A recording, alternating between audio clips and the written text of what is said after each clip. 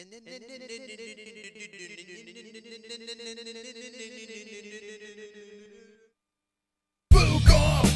Friday, we gonna drink, smoke, food on a Friday.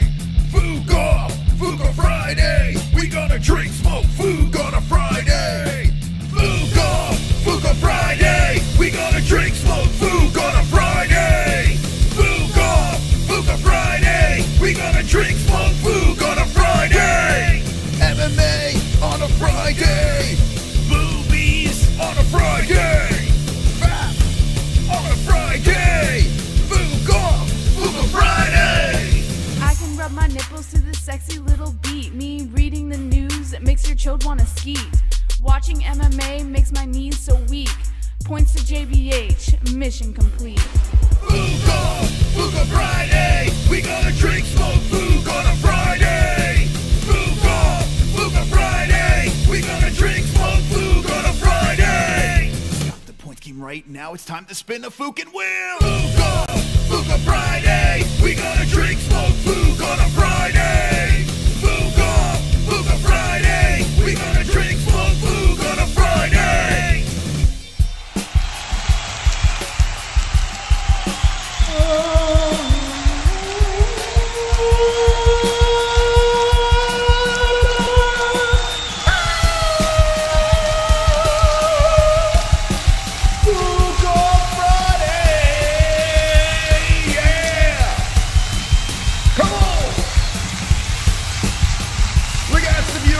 Talk about.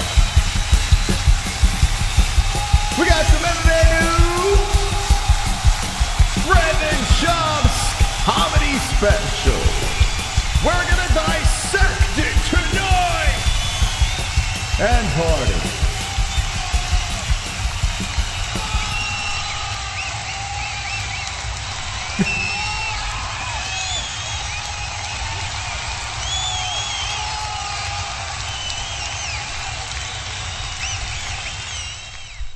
Welcome to the show. How you doing? I went to the wrong scene. Look at that. I didn't even win. There's no Fuka fight buddies on tonight. Let's pull this down over here. Yeah, let's get rid of that. Welcome to Fuka Friday. Hopefully everyone is wonderful. I had the pleasure of watching the Brendan Schaub comedy special, the Gringo Papi. He did it again, Brendan. He did it again. So I made sure that I put my eyeballs in the direction of his YouTube channel, which he showed it for free, and it was glorious. I mean, 5 minutes of pure comedy that we're going to discuss tonight. Now, I have a lot of thoughts about this whole situation, and Jesse's going to come on in a little bit, and she actually sat through it again. Like, I watched it. Oh, actually, I didn't watch it in its time. I listened to it at the gym because I saw it popped up, so I was like, oh, okay. So I listened to it, and you know what? Maybe listening, you don't get to see the visuals. I mean, a lot of comics are very visual. You know, the Jim Carreys, the Dane Cooks, but they're very physical and visual, and it adds to the joke. So after I listened to it and felt very underwhelmed, I was like, well, maybe I have to see it for myself. So I started watching it back with Jess. So I was on my second time, and she couldn't even get through it once. She was just like, yeah, I'm good. I had enough. Time has passed. We're about ready to go live, and I asked her, I was like, hey, can we write down these jokes? Can we get these? Are they on the internet? Did someone do a transcript of these jokes, and we can just talk about these jokes? And there wasn't anything there. There's a lot of stuff on the internet, but none of that. So Jessie actually sat through it with a, not a pen in hand, but a phone in her hand. And she was putting the jokes in her phone. So when she comes on, we're going to talk about those jokes. Okay. Couple things here. Couple of things. By the way, we're playing the points game. If you want to get in, $2 to enter. The person with the most points wins. Every time you donate, say points to a specific player. And like I said, the person with the most points wins. Also, we have Sam Alvey sent us a little gift. And what we're going to do is we're going to have a giveaway for the community. Smiling Sam, let's go. So we're going to open up this package. from Smiling Sam. And then UFC 273, we're going to do the giveaway. I'll tell you how it's done tonight after we see what's in the box. Okay. So usually comedy specials are on like Netflix or HBO or like one of these streaming services, right? Usually they're about, what, 45 minutes to an hour? Sometimes they're over an hour. It depends on the comedian. It depends on the material, right? It depends.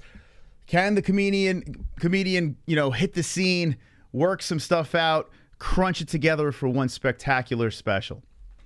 Schaub has done this before. He's a fighter. So we don't expect much from Brendan, right? He's still green in the game, and he's got a platform. He's got a community. He's got an audience that follows him and backs him. So he's using that platform to, you know, make this dream come true.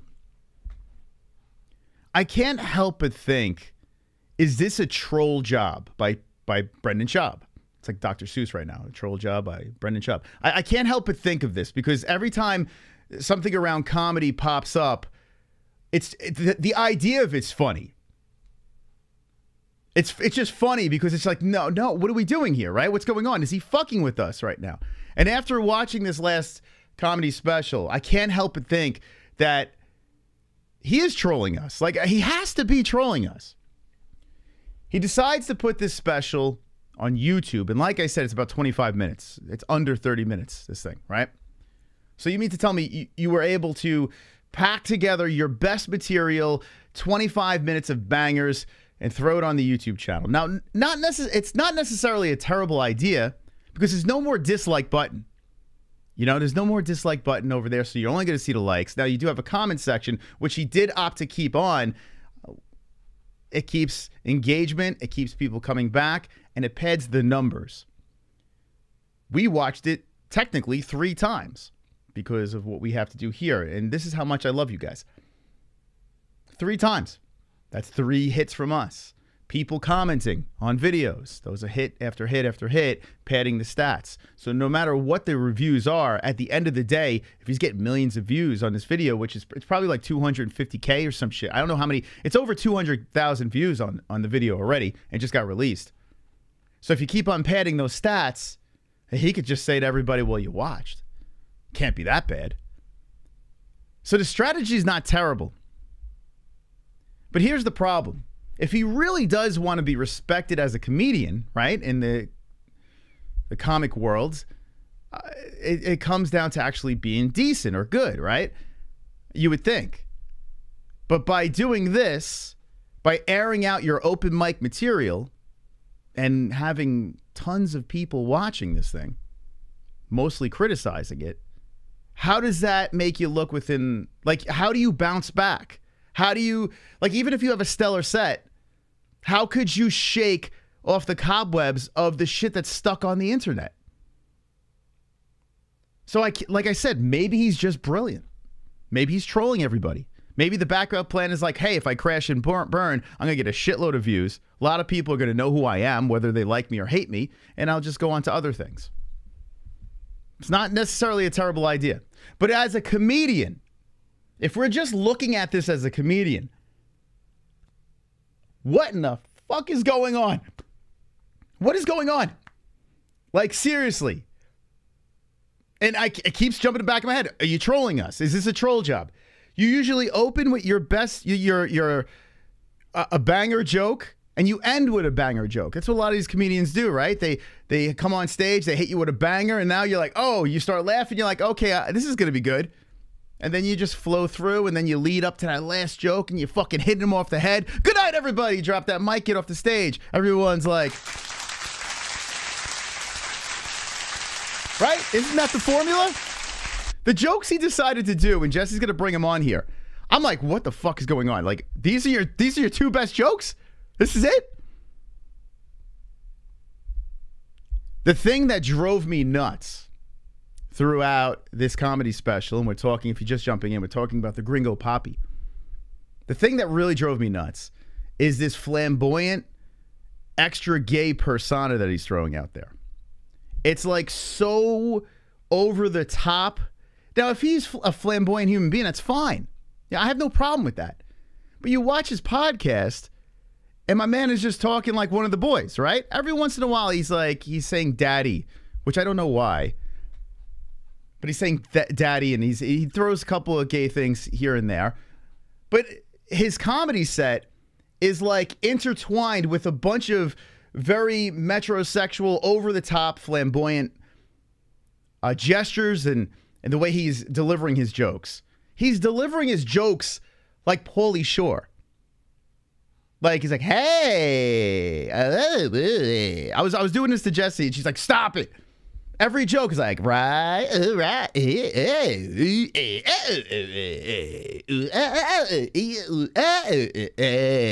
I'm like, what is he doing? Like, why are you delivering the jokes like that? Why? What is that? Is that the comedian shtick that we're going to go with here? Is that what's happening here? Are you trying to torment us? And then as he goes, he's got this strategically planted audience that's clapping. Is there someone a gun behind their, like, to the side of their heads, like, clap, motherfucker? Are they getting paid off? Like, what are they laughing at? I'm like, what is going on? I really genuinely feel like I'm being trolled here. What the fuck is going on? Now I have a poll in the live chat. Yeah, I got a poll in the live chat. Like, what the fuck is he doing? Did you like Brendan Schaub's comedy special, The Gringo Papi? Okay, 10% say yes. 48% say no, and 42% haven't seen it. Now, to the people out there that are saying that I'm a hater right now and I'm shitting on the guy and blah, blah, blah, actually I'm not, because to the 42% that didn't see this, most likely they're going to go and say, okay, if this is a train wreck, I got to check this out.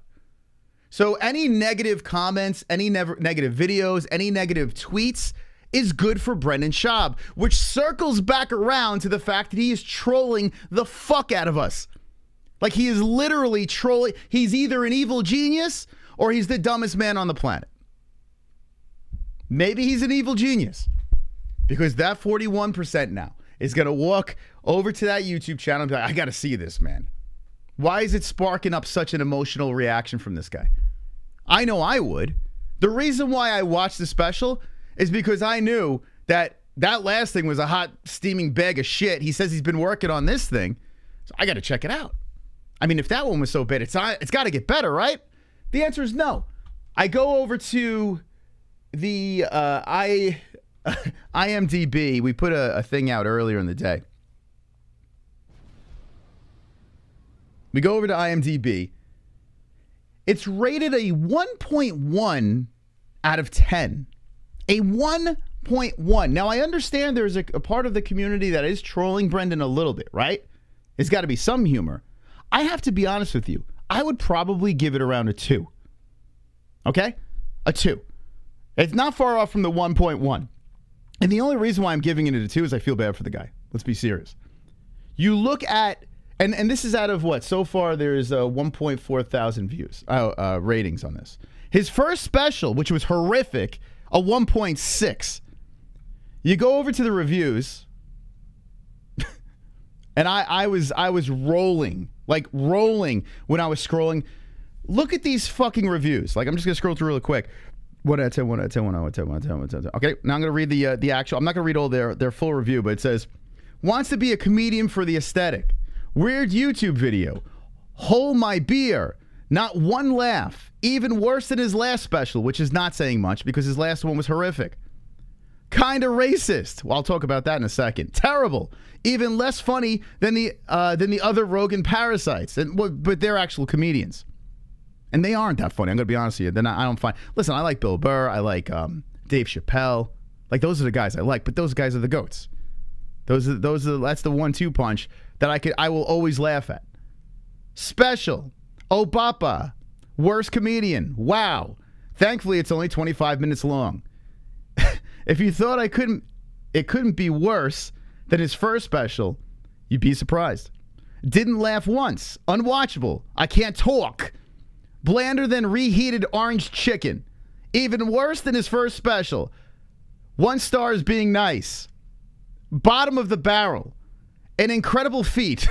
Side effects. If I could go lower than 1 star, I would. We've heard, and it just goes on and on. Like you could keep loading them up, and another disaster. Do not waste your time. I mean, I think you get the point, right? You get the point, Baba. How is this human being not trolling us? He's got to be, right? He has to. You mean to tell me, what did he spend? It was 4 years since his last special. He had all that time working on all these crowds. He's telling ARIEL HELWANI that, you know, people love him and this and that. And this is what he puts together? Let's talk about the racism. Now, let me just make this very clear. I'm not a stand-up comedian. I'm a guy that does a podcast here. Occasionally, I'll make you laugh. Occasionally, I make you cringe. It's just what I do, right? I've done things in front of crowds. I've gone on the mic with my band. I've had the crowd laughing in moments. But by no means am I a stand-up comedian. In fact, I would probably crash and burn as well. I am not that narcissistic where I think as long as there's a mic in my hand, I could do anything. I would try anything, but I'm pretty sure I wouldn't be good. This guy is going out there and he's giving it a shot. So good on him for that. Good on him. He's taking a chance. Okay. Let's talk about let's talk about the theme of this whole comedy special. He's bashing his Mexican wife.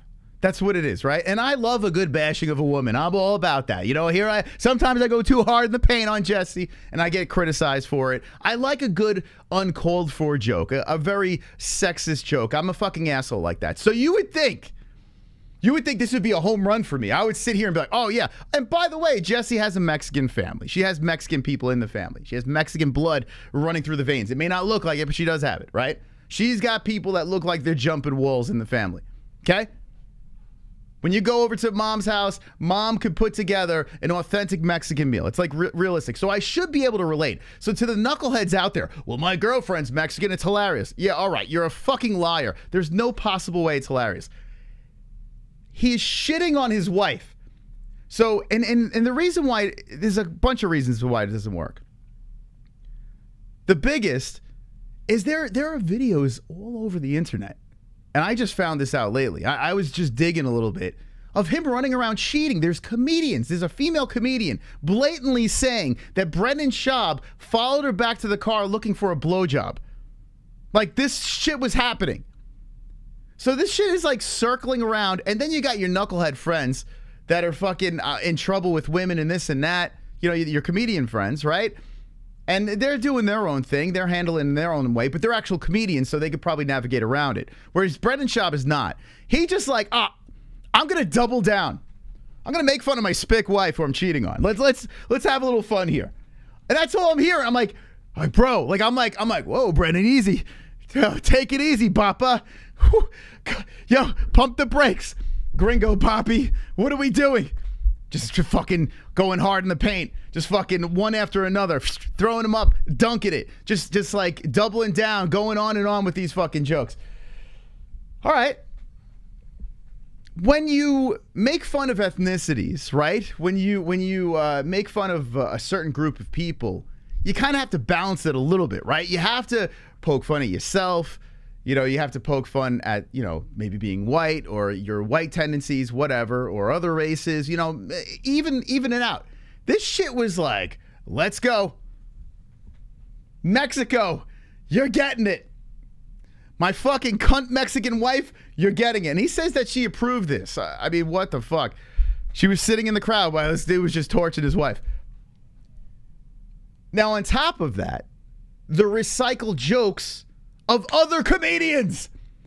How are we missing this? Like how there was a taquito joke.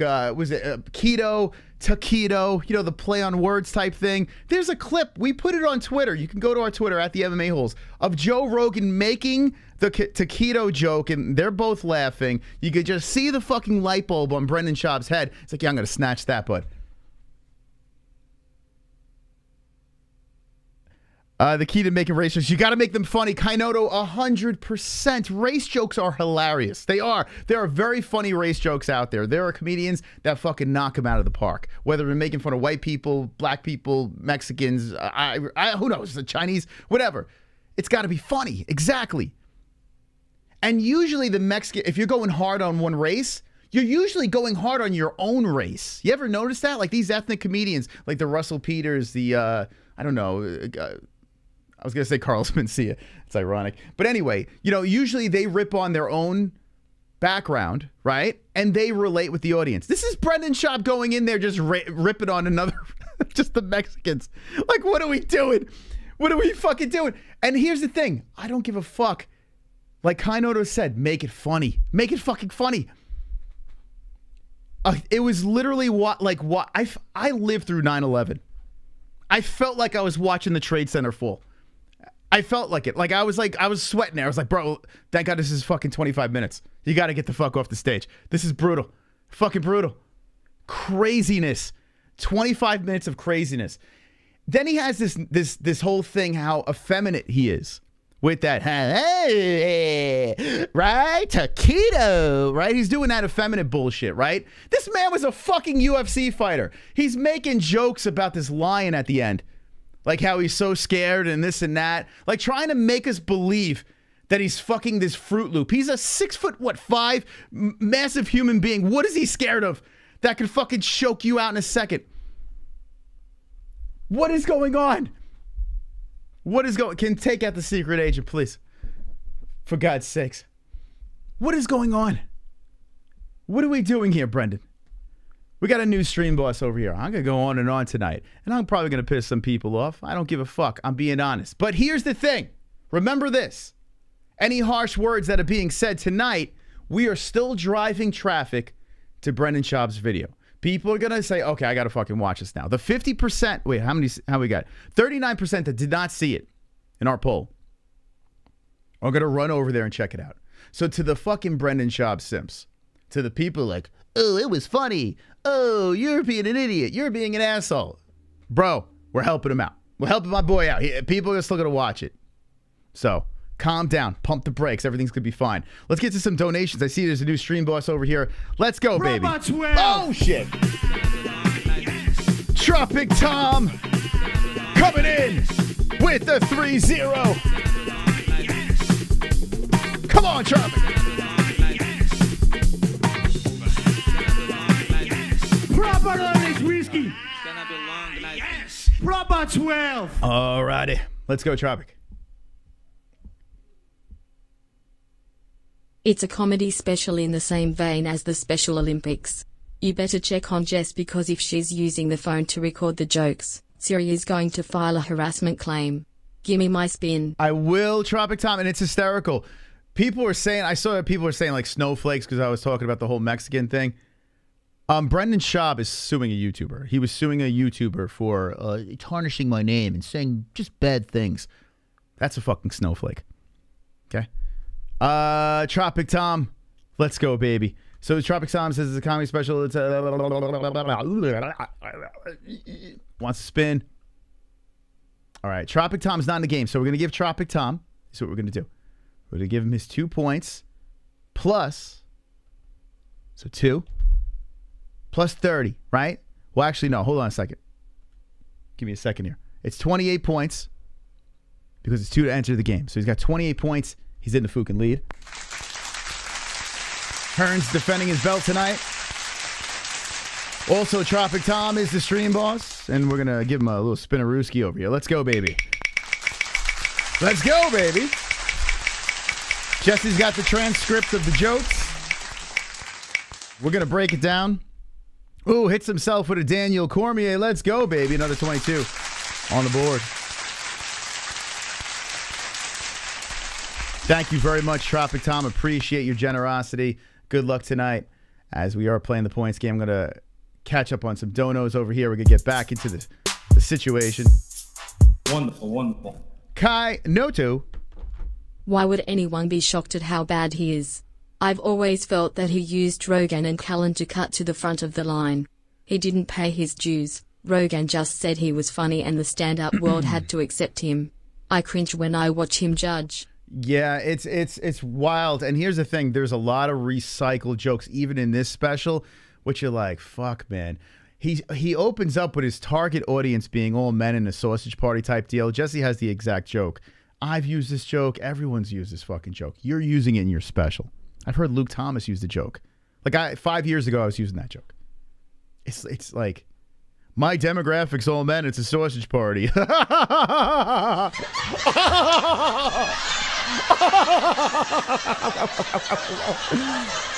Like, I mean, it's been used a million times. I'm not a comedian. I've used it.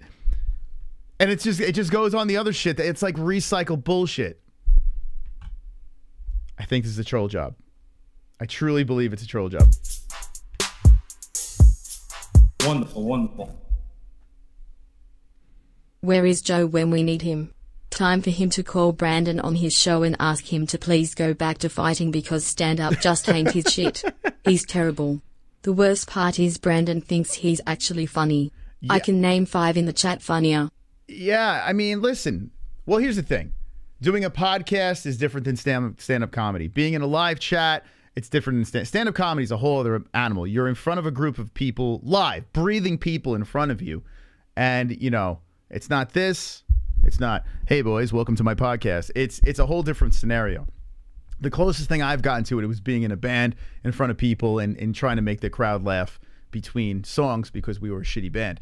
So, you know, I would try to pick, you know, humor with it, but that's still not even stand-up. Like stand-up comedy, you're all by yourself. It's just you and the audience. It's tough. It's tough. And I give him slack for that because he's still green in the game. But don't be going out there saying I got a stand-up special.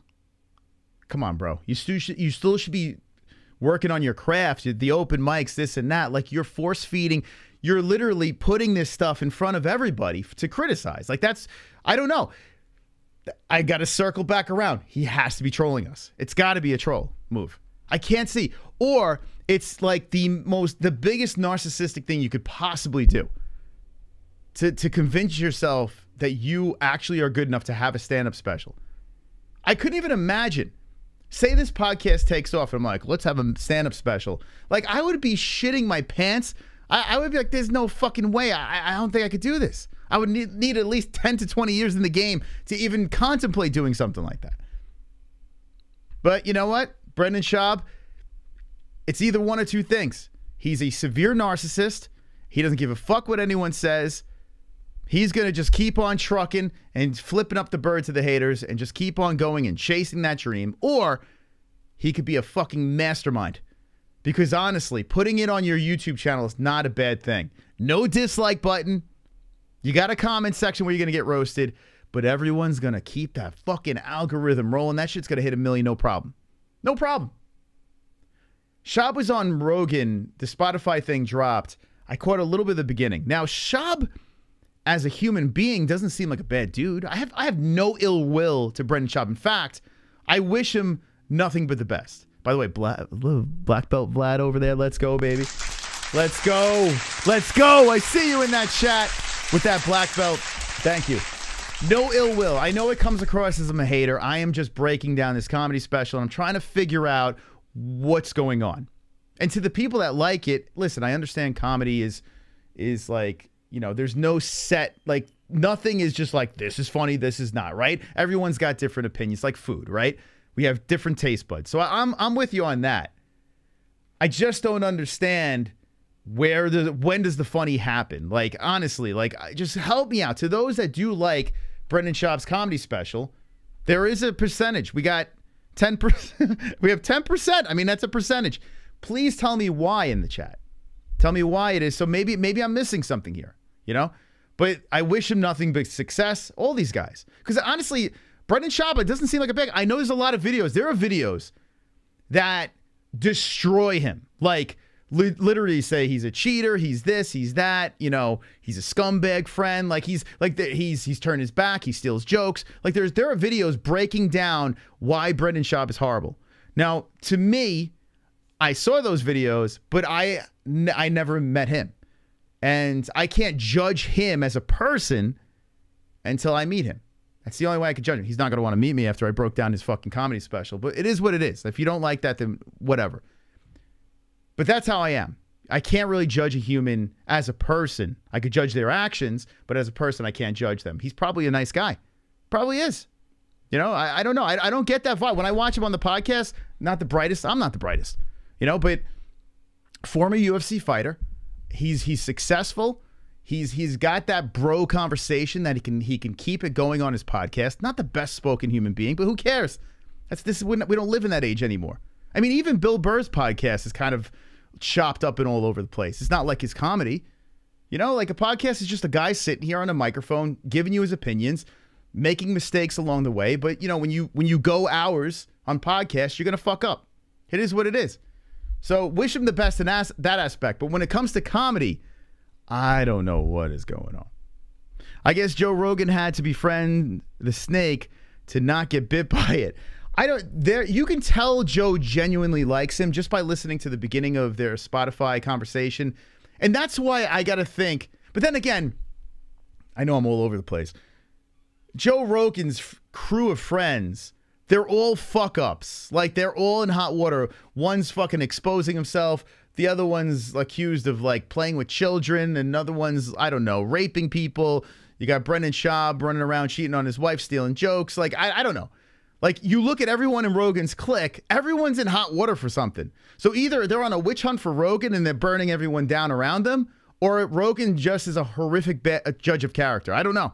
He knows them, I don't. So let me know in the chat what you think about that. Because what is it, coincidence that everyone around Rogan is roasted for doing something fucked up? You know, it's weird. It really is a bizarre situation. Or maybe people are just hating on fame. I don't know.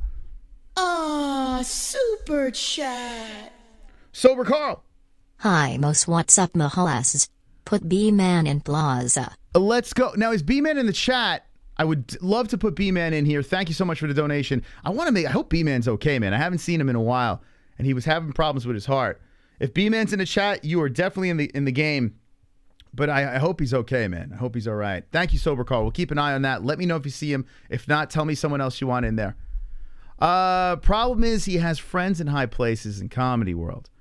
And it will be career suicide for comics to rip him publicly. If Patrice was still around, he would never be in his position he is. Brendan Schaub does something when we've brought this up before. Brendan's not stupid. He may sound stupid in situations, but as a businessman, he's not dumb. He's not a dumb guy as a businessman because he surrounds himself with smart people. And that's what smart people do, like street smart people. If you can't figure it out yourself, you put people in place to figure it out for you. And what Brendan Schaub is doing is networking brilliantly. He got into the Joe Rogan clique. He got in with Showtime, left on reasonable terms. He tries not to burn the bridges. He befriends everybody. He's on Logan Paul's podcast. He's on this one and that one. He's got 14 podcasts of his own. Theo Von's hot right now, so I don't get that. But anyway, that's I don't know. I don't know what's up with Theo Von either. But still, you know, the king and his thing's going on. So Brendan's a mastermind at that. He really is. I mean, I know it's probably burning people's brains listening or ears listening to what I'm saying about Brendan here, but you got to give him his respect with that. And he was a UFC fighter. So, I mean, he's got that edge too where he's done the walk. He's been in the cage. So even some of his breakdowns, even if it doesn't make sense here and there, he still has been in there. So he understands how that works. So those things he's doing right. So anytime he falls flat on his face, well, he could just fall back on his buddies. His buddies will always pick him back up, and he's good to go. Brush him off, and off you go. Food Truck Diaries. Like, he's got his hands in everything. And now with running his YouTube channel, something I was doing almost 6 years ago. Actually, it is almost 6 years. August will be 6.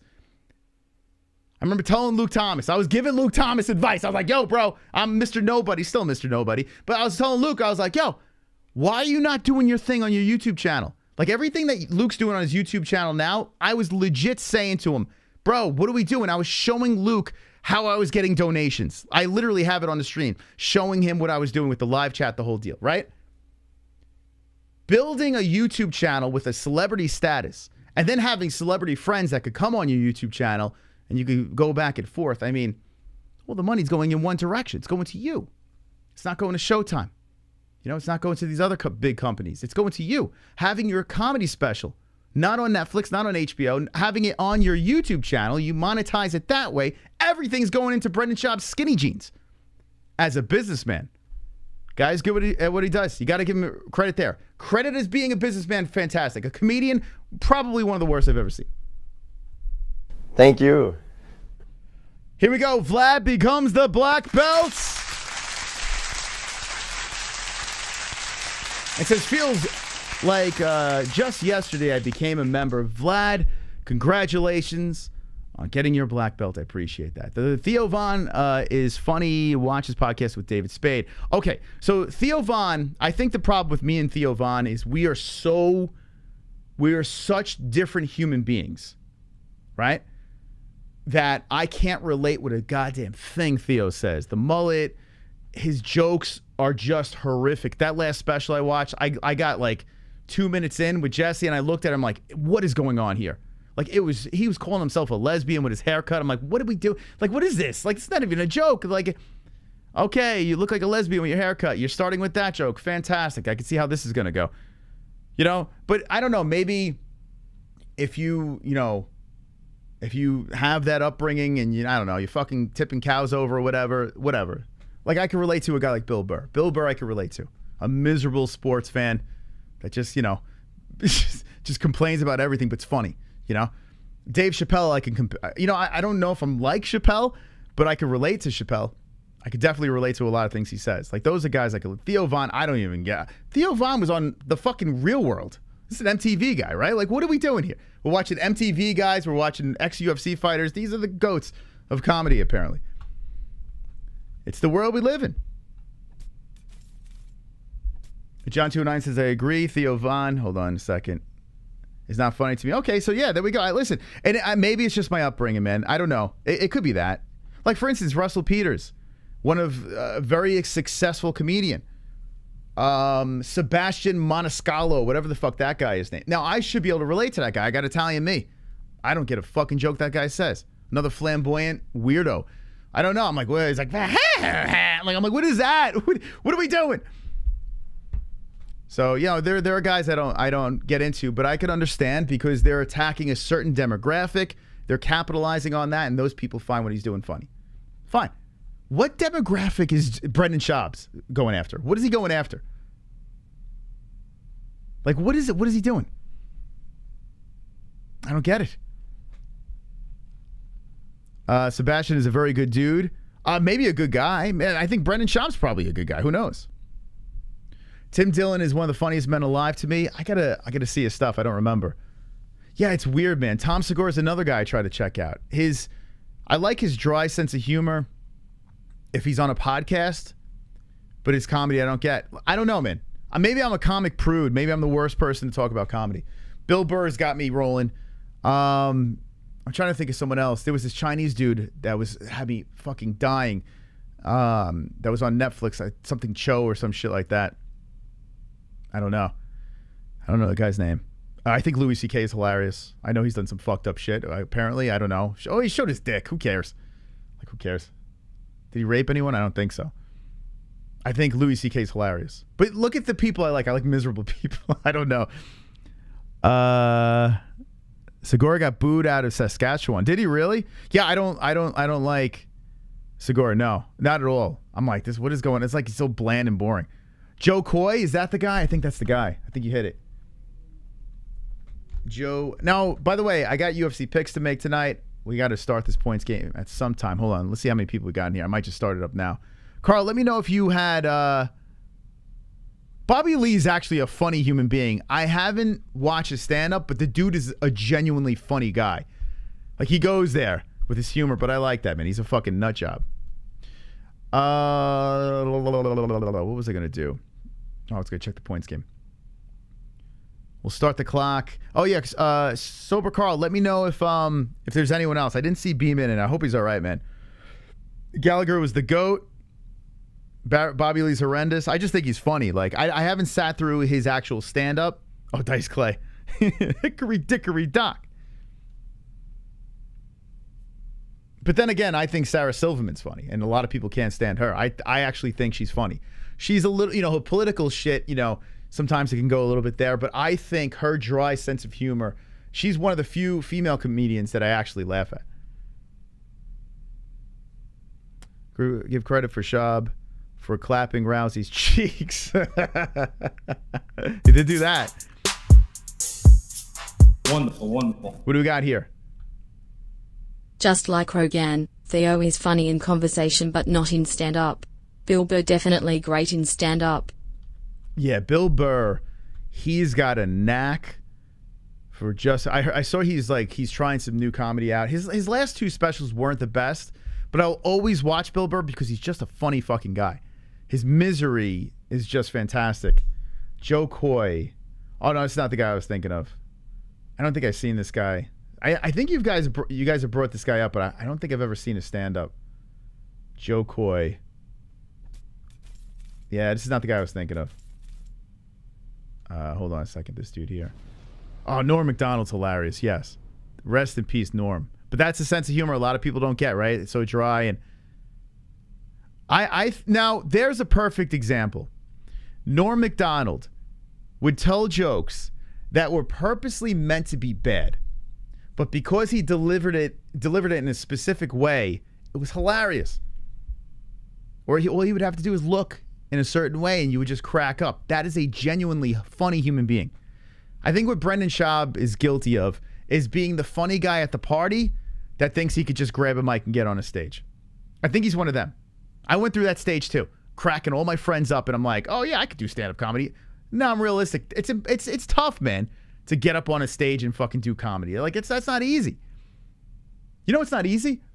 I tell you what, doing a live podcast. We got 167 people here. If I were to ever crack a joke, I have no idea if you're laughing, other than an LOL or a laughing emoji. But it doesn't give you that feedback that you need if you're trying to tell a joke. So you just throw things out there and I hope they're laughing. Hope someone's laughing somewhere. So this is tough, man. This shit's tough right here.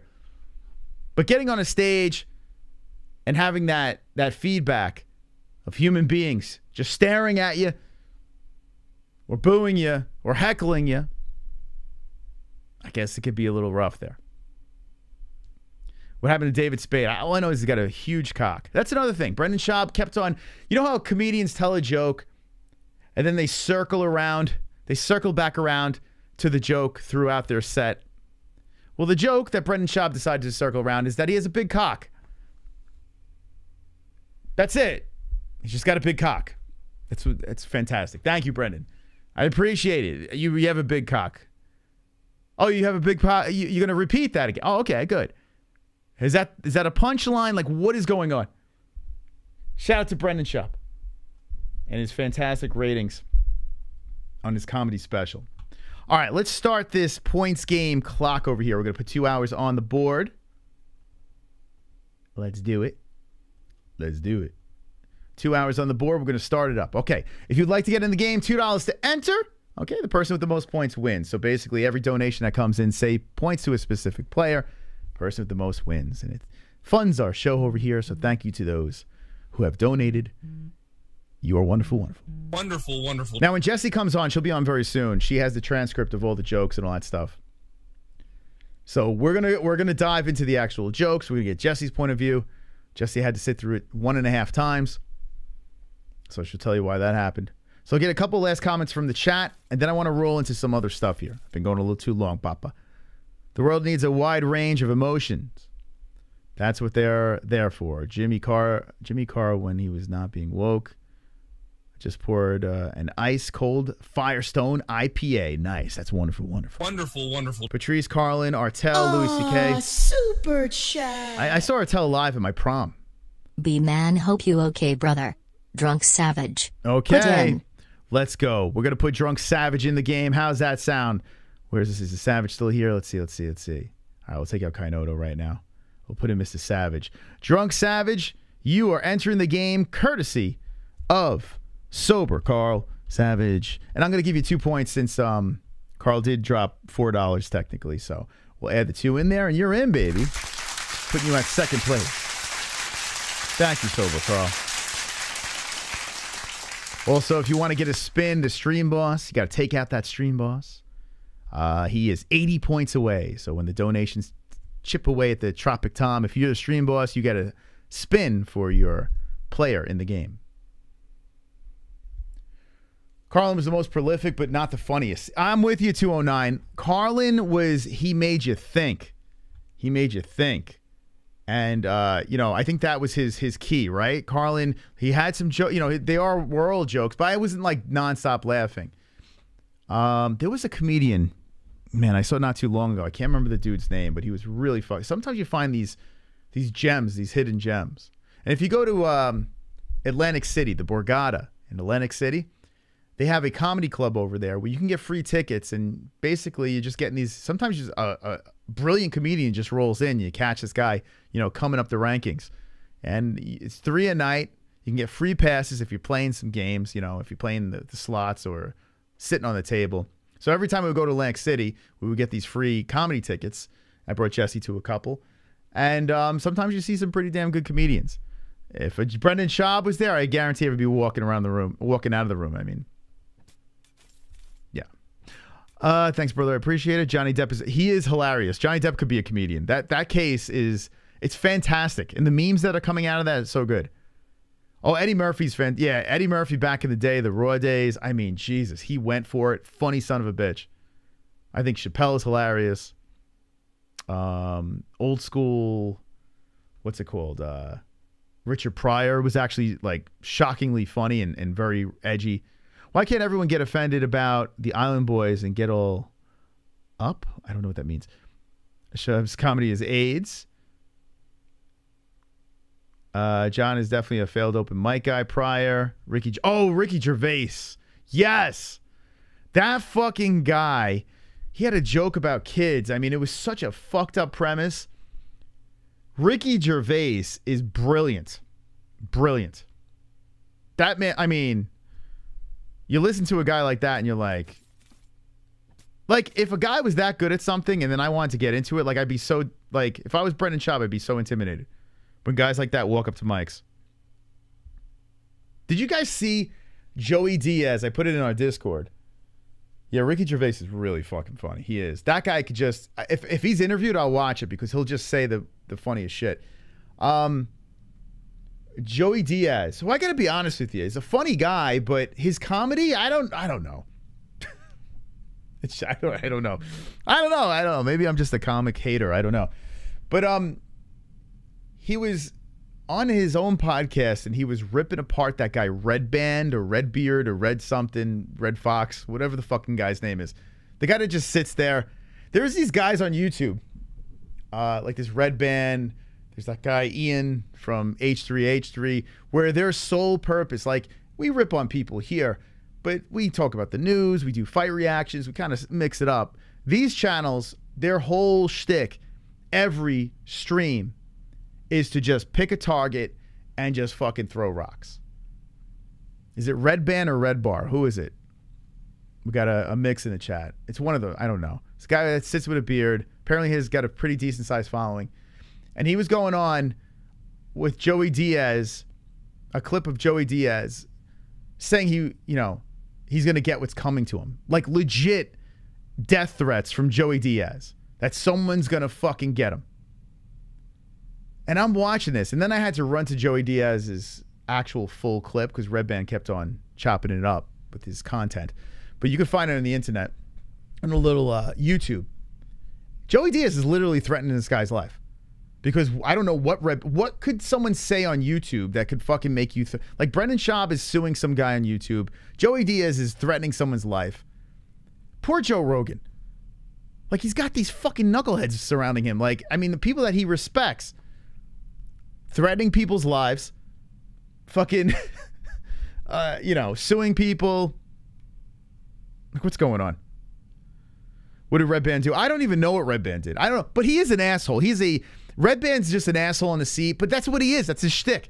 So if this guy's going to go out there and just start shitting on you, like if you're one of his targets, just fucking, like, just ignore him, right? Go with the flow. Whatever, bro. Knock yourself out. Like, what are you going to do? It's crazy. Ari Shafir. Who is that guy? Isn't that the Jewish dude that's another guy that's nuts, man. Ari... how's his name? Shafir. Yeah, this dude. This guy's out of his fucking mind. This guy, I tell you what, though. This guy's got brass balls.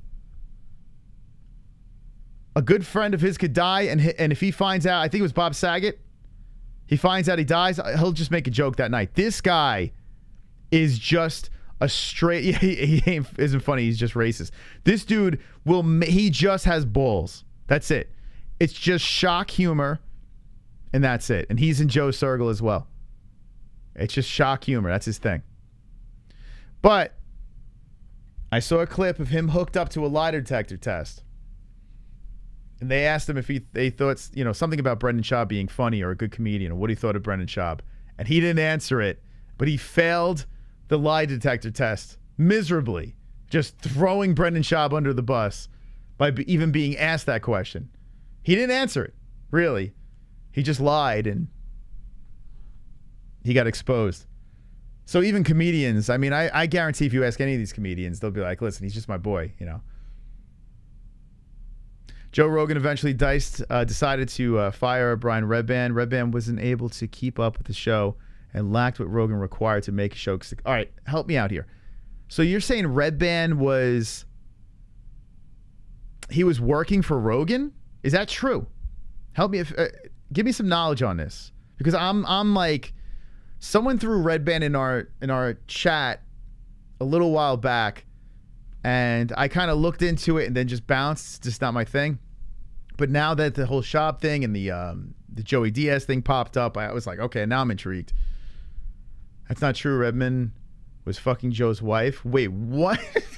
What's the story? Is Redmond, Red Bar, Red Band? Like, we don't even know the guy's name. Red Band. Hold on, help me out here, guys. He was his producer for the first 5 years of the podcast. Is that true? So when Joe was sitting in that little bomb shelter that he was doing his podcast in back in the day, when Joe was kind of like off the cuff, when he was talking about Planet of the Apes and shit, I don't know. When he was, when Rogan was just high and just fucking throwing anything out there. Red Band was a producer. Here we go. Yes, Red Band worked with Rogan. Red Bar is something different. Okay, Red Bar has been doing the podcast since 2003. Okay, I got to find out who's Red Band and who's Red Bar. There's too many red people out there. Okay, first we're going to look at Red Bar. I'm going to see if this is the guy I'm talking about. Red Bar. Okay, Red Bar is the guy I'm talking about. Okay. Okay, so Red Bar has not worked with Rogan. Red Band. All right, who the fuck is Red Band? Damn, you guys know too much about this shit. Okay, yeah, I don't know who this is. I legit have no idea who this guy is. Is he a comedian? Brian Redband. I don't know. I guess he's a comedian or something. I don't have no idea. Yeah, I'm talking about this guy. Red Bar. Okay, now that we figured that out, this dude over here, who is just, he is just the type of guy that wants to light the internet up. Like, that's it. Like, his job. Here's him superimposing Rogan's.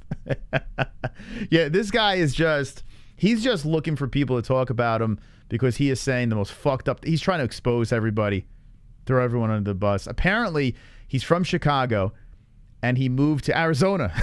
He did what we did. He fled to Arizona to get away from everybody, I guess. I don't know. But yeah, he's in Tucson, and Joey Diaz is claiming that he's doing that because he's afraid, he's scared for his life because people are threatening to kill him. Red Bar, excuse me. Red Bar. This guy's fucking annoying. I agree with you. I completely agree because he's a whiny voiced. I have nothing against Chicago. I've been to Chicago. Pretty cool city, actually. And cool people. But this guy's voice has the worst possible Chicago accent you could have. And he's got like a nasally, Jewy, you know, effect to it. A very Jewy Chicago voice. I don't know, the mix is not good. Red Bar. That's the guy's name. Yeah, he's a very controversial dude that him, H3, these are guys that go out there and all they want to do is just shit on people. Like for instance, I was talking about Schaub, not a fan of the comedy special, shit all over it. I spread my cheeks and what did Johnny Depp say? He called it a grumpy. I put a grumpy all over Brendan Schaub's special. I did a grumpy. But I did give Schaub credit on being a very good business person. I think the guy's an intelligent guy surrounding himself with smarter people. It's a good move. But so I'll give credit where credit's due. I also shit on you. That's, you know, that's how it works around here. But these guys just shit. There's no credit. Wonderful. It's just wonderful. 24/7 grumpies. Hello to all the maholes. I love hanging with the boys. Cool face, wonderful, wonderful, winking face, lick my balls. Lol, smiley face, put me in, coach. Let's go in. Smiley Let's get face. you in. Thanks. The Knitter. Thank you so much for the donation. The Knitter's in the game. I appreciate that. Definitely appreciate that. Our baby girl, Ellie, is turning 1 tomorrow. Wonderful. Wonderful. 1 year old tomorrow. 1 year old Ellie. That's happened. It's weird. It's really strange. And she's got this shit going on with her eye. She's got this. We had to take her to the doctor and all this stuff. So I hope it clears up. We're going to have a party for her Sunday. But 1 year. 1 year on this earth. Think about that. To the people that remember when Jessie was running around pregnant on this show. And now here we are. Ellie's a year. A year on this earth. It's so crazy. So happy birthday, Ellie. Happy birthday. Thank you, Aunt Ann. Appreciate that. I feel like I'd share that with you guys. Trump Moss 2024. Should I run with Trump? Should I do it? I think I'd be fair. And if he croaks, I'll take over. Let's do it. Yeah, so yeah, Red Bar, that's the guy. Anyway, the whole clique, Brendan Schaub, the whole deal, has his comedy special. Let me look at this poll. 253 with the votes. Okay, let's see if I can pull it up here. A grumpy. Did you like Brendan Schaub's comedy special? The Gringo Papi. What a name, too, right? What a name. It just blatantly says, hey, man, we're just going to... hey, Mexicans. To my Mexican friends in the chat, my Vlads, my Roberto, if he's here. Actually, Roberto's in actual Mexico, I think, right? He's on vacation. But if you're here, to my Mexican friends out there, and I love the Mexican culture. I love everything about it. And I love a good racist joke. Don't get me wrong. Although these all fell flat. I want to know from you people, the Mexican people out there, even if you're a little part Mexican, what did you think of the special? Like, where did you go with this? Like, did you like it? Did you think it was ridiculous? Did he shit all over his wife? Like, what happened here? 45% say no. They did not like it. And 43% of our community did not watch it. So 43% of the community is probably going to run over there after the stream and go check it out. And I say, yeah, go for it. I got, push traffic over there. Help him out in the algorithm. I don't care, man. It's all good. It's on YouTube. It's fair game. I got to give him credit for putting it up on YouTube. It's open to everybody. Schaub's comedy is an abomination. The worst thing Rogan ever did was convince Schaub he's funny. So now I'm thinking this. Joe Rogan sits down with Brendan Schaub on his podcast, gives him the talk. You should stop fighting. Enough's enough. There are people that are better than you. You're never going to be any better. This is whole thing. I mean, you can, if you've never seen this before, you can go on YouTube and you can find it for yourself. Where Joe Rogan gives Schaub a massive reality check. Hey, man, probably should move on. Schaub was kind of fighting it off a little bit.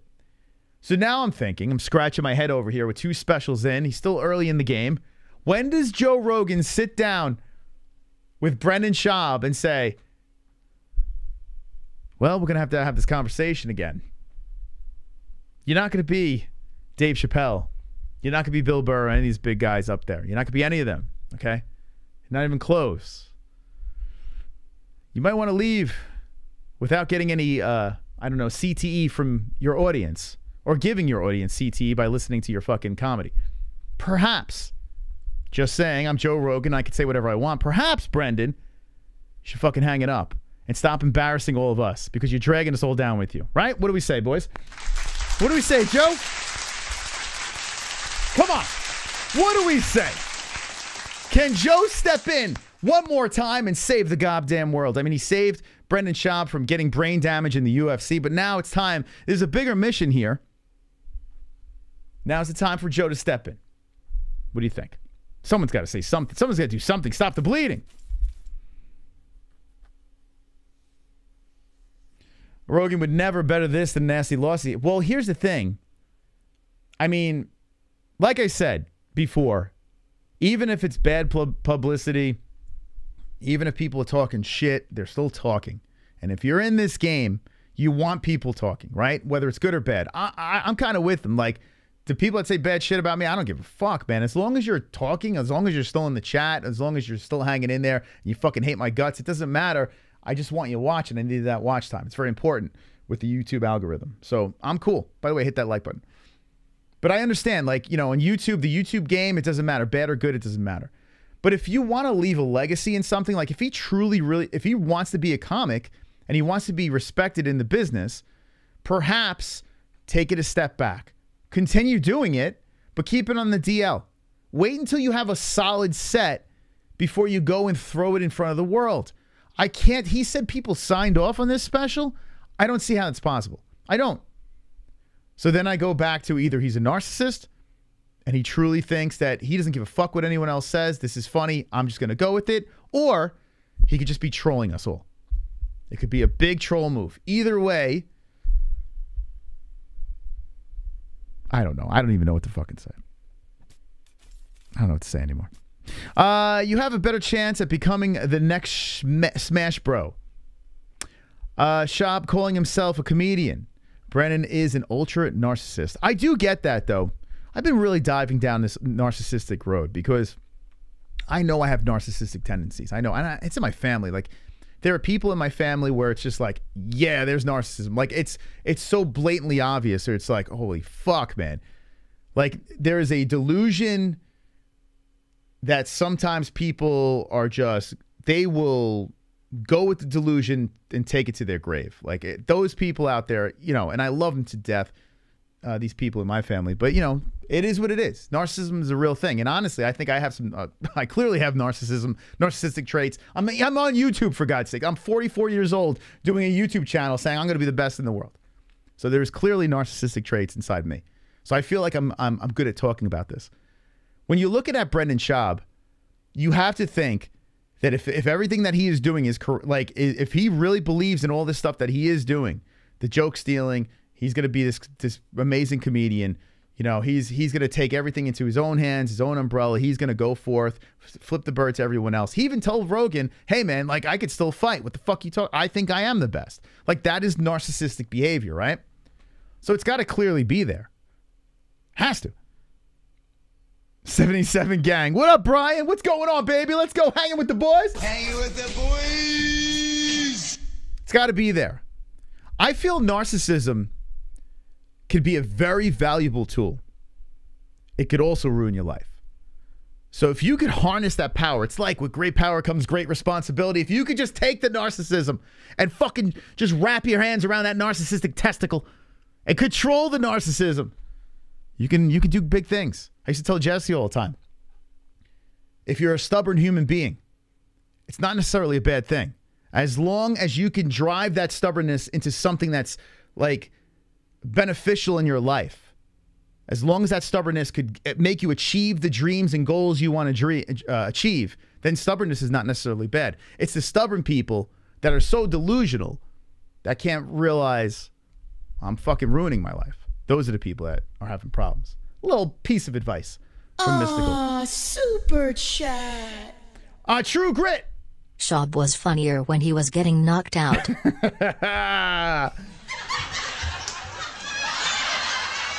Wonderful, wonderful. Merry Christmas. My name is Troll, and I'm a special hole. I'm shirtless and alone again. Internet is my only friend. It's Christmas, hooray. I sit and watch MMA. No girlfriend this year, but I have my hand. Sit in front of computer, making fun of people. No avatar to hide my gremlin face. Oh yes, it's Christmas, I am so hideous. Maybe Santa will bring me a pocket pussy. Now that's comedy right there. What do we got here, Tropic Tom? All I want for Christmas is a celebrity death match between Schaub and Jake Paul. I hope they both lose. It would be a Christmas miracle. Points me. I'm with you, I'm with you. 12 points to the Tropical Tom. 1 hour, 38 minutes left in the game. Tropic Tom with the 62 points. Thank you very much for the dono. And Tropic Tom also adds back to his hit points over here as a stream boss. So he is trying to hold on to that spot. A big thank you to those that are donating. We got a hot topic tonight in Brendan Schaub. We also got to make some picks tonight. I'm going to make my picks for tomorrow after the points game is done. Also, Colby Covington. Colby Chaos Covington. It says he has brain damage.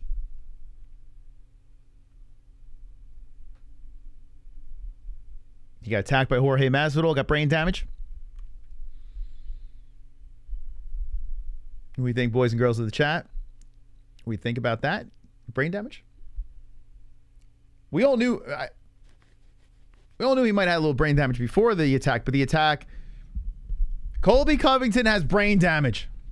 Would you ever put JBM on the spot like Rogan did to Schaub? Yes. I'm that much of an asshole, yes. Ask Jesse would answer that question even better than me. She'd be like, yes. Yeah. Or if I was delivering that like Schaub, let me do it like Schaub. He'd be like, yes.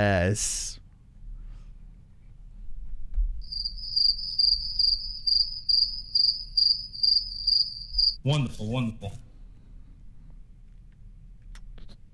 But I think that's what you want to surround yourself with people. You want to surround yourself. I mean, sometimes it sucks hearing. Sometimes it sucks hearing that stuff, but you know what I'm saying. The time Moss was like, I'm miserable and JBM almost cried seemed like I think you'd be surprised moment.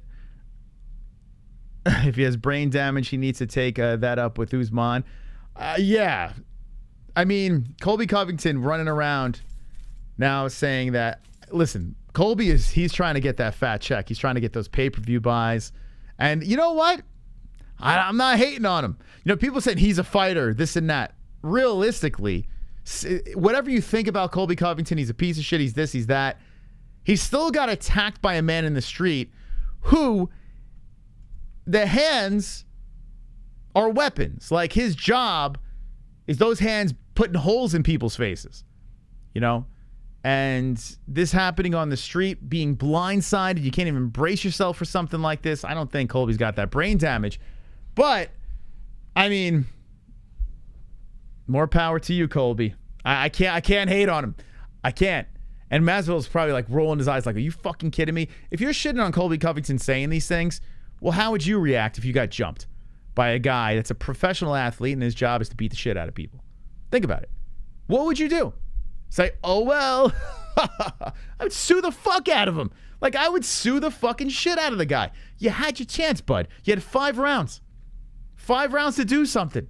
You didn't do shit. You were dominated.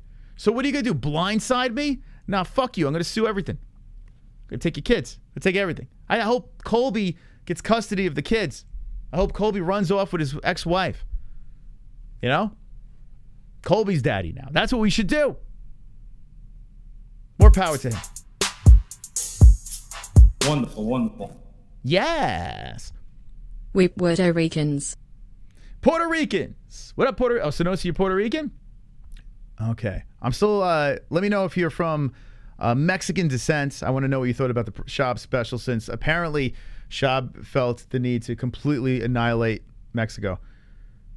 Why didn't you sucker punch people? He could have squared him up, but he took the pussy. Yeah, I mean, that's true too, right? He could have said, okay, I'm here, bro. He could be like, all right, listen, you done with your steak? Drop your fucking leftovers, put it to the side. I'm here. Let's go. What are you going to do? What are you going to do? At least give Colby a shot. Don't fucking blindside. I mean, that is the biggest low. To blindside another human being is literally the biggest low-life trash thing to do. It's ridiculous. And it's so bizarre because he was literally criticized for being a deadbeat dad and then acts like a deadbeat dad. Like, that's not an example for your kids. And you're going out there fucking doing that. Like, it's like, you talk shit about me, you talk shit about my kids, which you didn't. You talk shit about me, I'm not a deadbeat dad. Let me fucking jump you. Like, what the fuck? That makes no sense. You know what? Colby's got brain damage. Let's go. I mean, let's go. What are we doing here? Silly. Silly. If Jorge just came out and says, you know what? I don't know what the fuck was wrong with me. You know, if he just hit the fucking media scene and is like, you know, that was stupid. Hey, man, I'm sorry. I don't know. Well, I was just so agitated. Want to get back at you. Let's water under the bridge. You know, call up Covington, be like, yo, come on, man. Let's squash this shit. Sorry, bro. You know? And then Colby looks the other way or whatever. Then Colby's kind of like a piece of shit. But if Masvidal reached out the olive branch, is like, you know, I fucked up, man. But no, of course he's not, because he fucking assaulted a human being.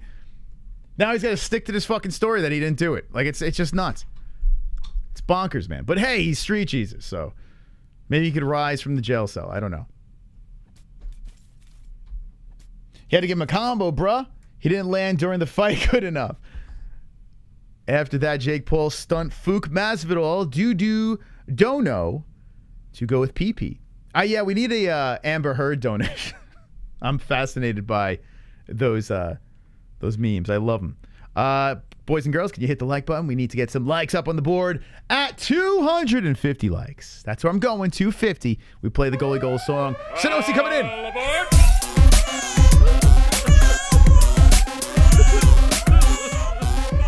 Trigger!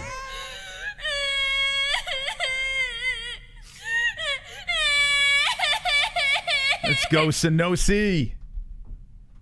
My dono was cut short. Anywho, comedy gold was when you pretended to drop Ellie down the stairs. Since he never been in it, place Kainoto into fourth. Let's go. Thank you, Sanosi, for the donation. Kainoto, didn't he win?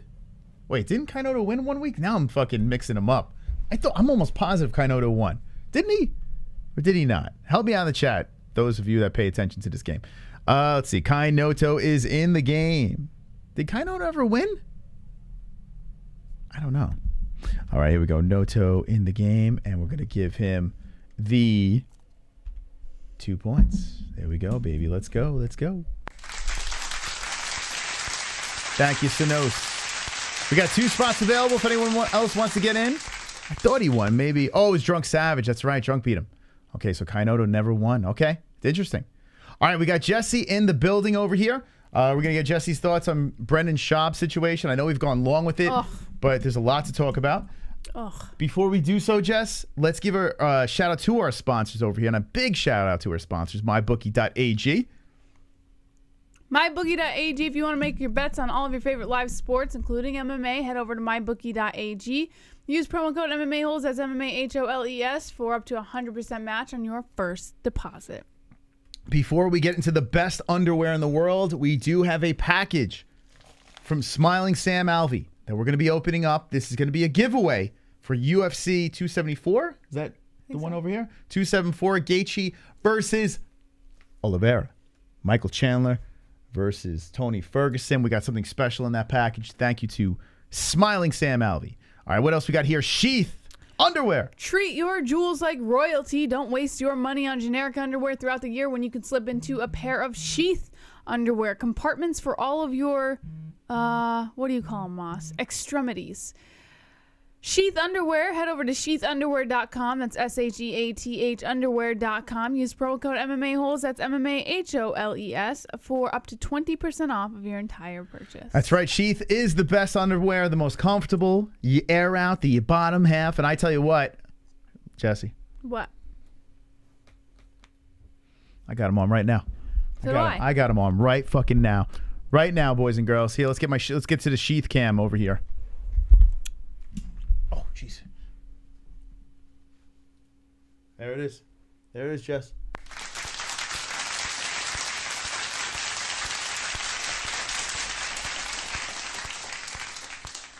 There it is, Moss. Look at that. I kind of dig these designs, man. It gives, I don't know, it makes me feel like a little more of a man, you know, more of a man than I already am. When I don't wear You're sheath, a man? I feel like Brendan Schaub. Hey. Stop doing that. It's so annoying. What's wrong? I hate that so much. You didn't like that? I've never wanted to hurt someone so bad. Like, that is the most annoying fucking sound I've ever heard in my life. And especially when it comes out of a guy, like when it comes out of someone who's supposed to have a penis. If you fucking sound like that, I want to slap you silly. You should not sound like that. Nobody should sound like that, but a man should not sound like that. People actually thought that stand-up was funny. Like, there are actually people, I thought there were 12% of our audience that actually liked. You guys didn't think it was funny. You just felt bad for him. They actually said yes to A guy that delivered jokes like, hey, right, taquito. It's seriously so annoying. Like, It's what more the annoying fuck was when that? someone else does it. Like, it's so fucking annoying. We are the only ones bringing that up. I've seen a bunch of people shitting on this thing. Now, one person was talking about this weird Pauly Shore thing that he was doing. I don't know what the fuck was going on. Like, what is that? It sounds like a gay car starting up. Stop doing it. God, it's so annoying. Fucking idiot. Sorry. I was even annoying myself with that. What else we have? We have Head Rush over here. Shout out to Head Rush.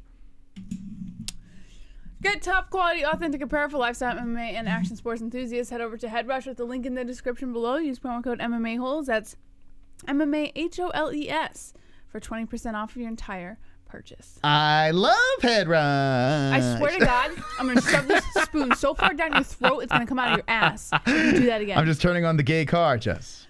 Watch all of your favorite live sports, including MMA, with UFC card this weekend. Head over to ESPN Plus. Use the link in the description below. When you use our link, you're also helping out the MMA holes. Just using our link. So head over to ESPN Plus if you want to watch all of your favorite live sports. That's right. It's in the description down below. Okay, so if you're just jumping in, we were discussing Brendan Schaub. I think you have an idea of how we feel about this. I'm going to show this again. IMDb, the user reviews. It's a 1.1 out of 10. So, I mean, yes, I understand the internet is ruthless, but this is on another level as you scroll through these comments. Now, Jess, when the first place I ran to was IMDb. I was just curious. And 1.6 out of 10 was his first special. It was horrific. This one is a 1.1 right now. And, I mean, just take a look at these things over here. Jess, I read them before. Let's see if you can give me what are they saying? Even worse than his last special, not one laugh, kind of racist, terrible, even less funny than the other Rogan parasites. Schwab proves that lightning can indeed strike twice. Special Obapa. Bapa. Worst comedian, wow. Thankfully, it's only 25 minutes long. If you thought it couldn't be worse than his first special, you'd be surprised. So, guys, we can go on and on and on and on and on and on. It just never fucking stops. It's a phenomenon, Brendan Schaub's specials. Like, he just wants to make them worse and worse. And like I said, I'm going to give my theory to Jessie, and I'm curious what she thinks about this. Two options. I said that Brendan Schaub either is a superior narcissist to the fact that he truly thinks that he can do this. He thinks he's funny and he can achieve that stand-up comedy status that he wants to go for. He thinks he could hit on all cylinders and get this done. Or he could be just trolling the internet. And by trolling the internet, like I said, bad publicity is good publicity. Or option 3, he realized he's just fucking bad at everything, so he might as well pick one thing and stick at it. What do you mean? Bad at fighting, bad at football, bad at comedy. So he's basically like, well, I'm failing at everything. I might as well just find one thing and stick with it. I'm going to be bad no matter what. So then that would go into the troll category. So then he's aware. You're saying he's aware then? He's aware, but I don't think he's intentionally trying to troll people. I think he's just like, all right, I got to pick something. So so then he's just flat out dumb. Yeah. Okay, so narcissistic, a dummy. We'll throw that into the mix. Or he's just trolling everybody. Yeah. Okay. I could live with that. Maybe there's a middle point where he's just a complete moron. I don't think he's a moron. Because do you genuinely think he's a moron? Because if you think about it, he makes some really good business moves. Like, he does. You can be a moron, but excel at certain things. Kind of like autism, Moss. But autistic is not a moron. Please don't twist what I'm saying. I'm not saying that if you're autistic, you're a moron. I'm just saying that, like, you can be not great at some things and excel at others. Maybe he excels at business or whatever the fuck it is, but he's just like a fucking... Or you think he's one of those guys that's very lucky, right? He's one of those guys, right place, right time. You think he's one of them? No, because he knows, like, the right connections to make. He knows like what moves he has to make to be in a position of success. That's why he's not dumb. He weasels himself into the Joe Rogan circle. He weasels himself into the Paul brothers and Showtime, and like he finagles his way. No matter how dopey he sounds on the mic, he always finds a way to get in there. And in return, he takes those connections and then he helps out others. Luke Thomas. Like he helps these other people out. They gain success, and they are forever in debt with Brendan Schaub. But I think with that, with all that success that comes his way, maybe he's so full of himself, like, hey, I've done this and I've done that and I've done this, that he believes that he's also good at comedy. Like, he's so good at everything else business-wise. He's a narcissist then. Yeah, that he's like convinced himself that he's good at everything, and like, you know what I mean? Like, so he's convinced himself he's good at comedy, you know, regardless of what everyone else says. That's why I do think that on his YouTube channel, if you look at the comments, it's all positive comments. I think he went through and deleted all the negative comments, and that's something a narcissist would do. They would delete all the negative shit and keep all the positive stuff there. You can't delete everything. Well, not on IMDb, no, because IMDb shows the real reviews. He's deleting the bad reviews on his YouTube channel because he wants to make it look like he's good at what he's doing. Someone made a great point. It was one of these YouTube videos that was floating around, and they said that there were a ton of good comments, and the video just dropped, right? The video is 25 minutes long. A little sus. Yeah, the video is 25 minutes long. I wish I could remember what YouTube channel. I was just scrolling through. I was going down the rabbit hole. And there was this one YouTube channel. I wish you knew the name. If you know the name in chat, let me know. But he basically, he makes the point of how could all these great comments be in there, patting Brendan on the back, when the video is 25 minutes long and it just dropped? It's impossible. It's impossible. So either he had people go in there, bots, whatever, and beige frequency, is that it? Yeah, he could have bots go in there and just fucking pad up the stats. Well, didn't you say someone thought that he also had like friends and family padding the audience to laugh at some of his jokes? 100%. There were people planted in that audience, yeah, you know, to kind of thicken. I mean, listen, the guy has a lot of friends. He's got a lot of friends. And he went to Texas too, you know, I don't know. Maybe there was a pocket of Texas where he normally does better at. And he's like, okay, let's go into this little club. Let's try to fuck it. We'll film a couple. We'll splice them all together. We'll amplify the laughs. This dude had laughs. And I'm like, I guarantee if I was there. There were moments though, and I even brought it up in the little review thing that I did. There were moments when like he would tell a joke and it was not a good joke at all, and the audience kind of gave, you know, like how the audience, they try the groan. They feel bad, so like they make a noise, but it's not really a laugh. It's kind of like that kind of thing. And there were moments when the audience would do that, and he would sit there laughing at his own joke. Like, it was the most hysterical thing he'd ever said. He would even laugh before he told the joke, which was, I thought, quite amusing. Like, he would start laughing and then tell the joke. And I was like, what? He thinks he's the funniest thing in the world. That's like, why I think he genuinely believes he's good at comedy. Like, he thinks he's just the funniest guy out there. Brendan Schaub. All right, so let's go through the, let's go through these jokes. What did you jot down here? And like I said, go ahead. No, you can keep speaking. I'll pull it up. So like I was saying at the beginning of the stream, usually comedians, they start off with a strong joke and they end with a strong joke because you want to hit the ground running, and then you want to hit them over the head, get off the stage, right? Can we just talk about the first joke and then the last joke? Mm-hmm. Let's go there. Just we're dissecting the Brendan. If you're just jumping in, the Gringo Papi is what we're dissecting tonight. Brendan Schaub, a man who used to fight in the UFC, now is a stand-up comedian. Now, some may say that we're spoiling his act, okay?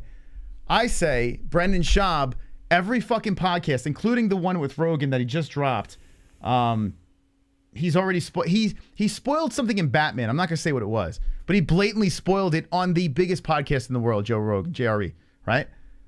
I'm not going to say what it was. So Brendan Schaub is notorious, another dick move that he does, constantly spoiling shit on his fucking podcast. So spoiler alert, if you didn't watch the comedy special, we're going to give you some of his jokes right now, and we're going to see what you guys say. Practically all of them, really. Now, here's the thing. In fairness, you got to deliver the joke, right? Like Norm Macdonald, shit jokes. I'm not delivering his jokes. But no, I'm not asking you to. But I'm saying we're not going to do it justice like Brendan Schaub does it. Okay. Not even close. I'm just going to fucking read that shit. Okay, so the first joke, what does he open his act with? So he started off basically going, oh, hi, Texas. And then he goes, there's a lot of women in the audience. I'm not used to this. Usually I'm used to a real cockfest. Something along those lines. That's what we have been doing. Like, this is... Anyone that has a anyone that talks about sports or has a YouTube channel, Luke Thomas, us, like anybody that does something like this, right? It's mostly like the beginning of our show was the 7%. We would say we had a 7% female audience. It's a sausage party over here. Like that joke. It's like everyone that uses that joke that's a content creator. The sausage party joke and all that shit. Cockfest, sausage party, whatever you want to say. I mean, legit, everyone has used this thing. This is what he opens his special with. This is what he opens it with. Oh, wait till you hear what he follows that joke up with. What does he follow it up with? Anyone vaccinated? That's the second joke. Is anyone vaccinated? And then people just kind of like, they shifted like their, I guess, emotion towards it. And he goes, oh, dicey. Dicey. Dicey.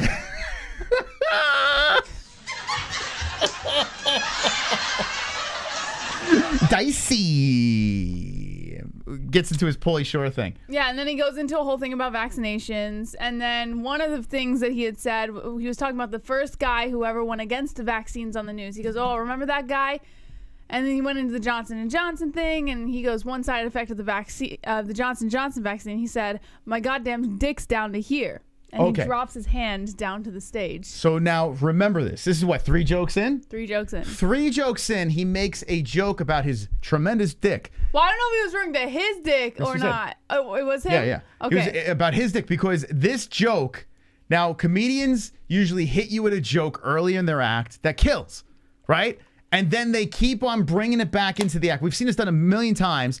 And if done right, it's hilarious. Because they keep circling around back to that joke. And it just gets everyone rolling again, right?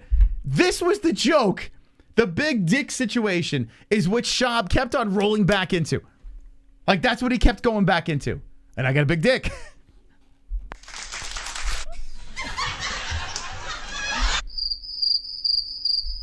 Wonderful, wonderful. It gets better, Moss. I mean, I don't know. Do you want to go through his entire set here? I mean, oh, it's not his entire set. It's more of a synopsis. Joke number 4? No, not a joke number 4. Now, this is the point that he decides to suck off Dallas residents, and then the Dallas residents give him praise, but he doesn't follow it up with any kind of like joke about them. Usually, comedians, they'll make a joke about where they are, the people that they're around, or whatever. He hasn't done that. No, he just sucks them off so that they give him praise and make him feel good about himself, and he can continue with his act. So there was no joke that came out. There was no following joke. He was just sucking them off. I love you guys. Yes, usually any comic that I've ever seen, they butter up the audience and then hit them over the head with a joke. You know, like I've seen it a gazillion times, right? Comics go out there, they're like, "Hey, Dallas, how you doing?" And everyone's like clapping. I love this place. By the way, it's a complete shithole. You know, like, and they would just follow it up with something crazy, and then break the mood. Like, but he just did it just to get the praise, just to get them to clap. And then he flips to a completely different topic. And he says, I can't go through another lockdown. I've got a 5-year-old and a 2-year-old. I would rather do anything else than be locked down with those fucking demons for another year. God forbid I'm home alone with my children. It was a great children. And what was worse is after he told that joke, it was laughter, but it was more of the kind of laughter. Not really like but whatever. But Brendan, you're always on the road. You're going from every time you start a fucking podcast. Well, I was in Houston last week. I was in Dallas. I was in Florida last week. And boy, oh boy, this happened. Why is he procreating if he doesn't want to be around his children?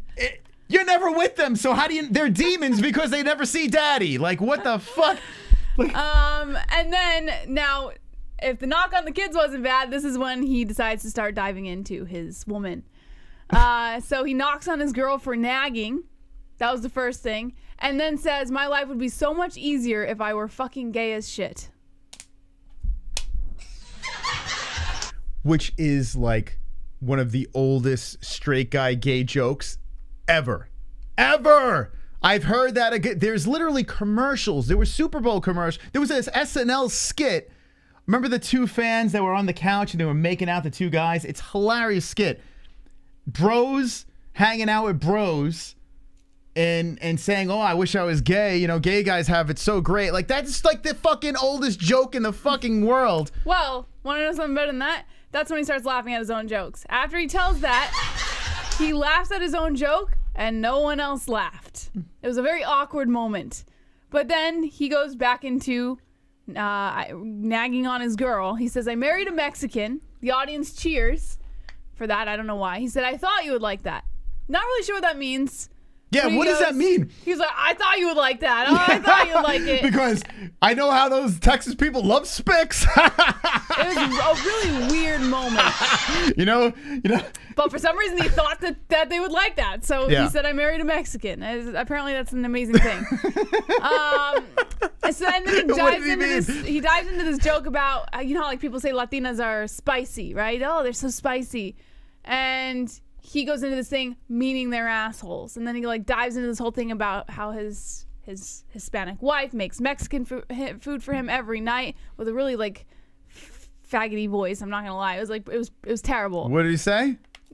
He said, well, no, I'm not gonna reiterate all those jokes. It was like weak. It was terrible. It was terrible. Who have you ever heard? The whiny.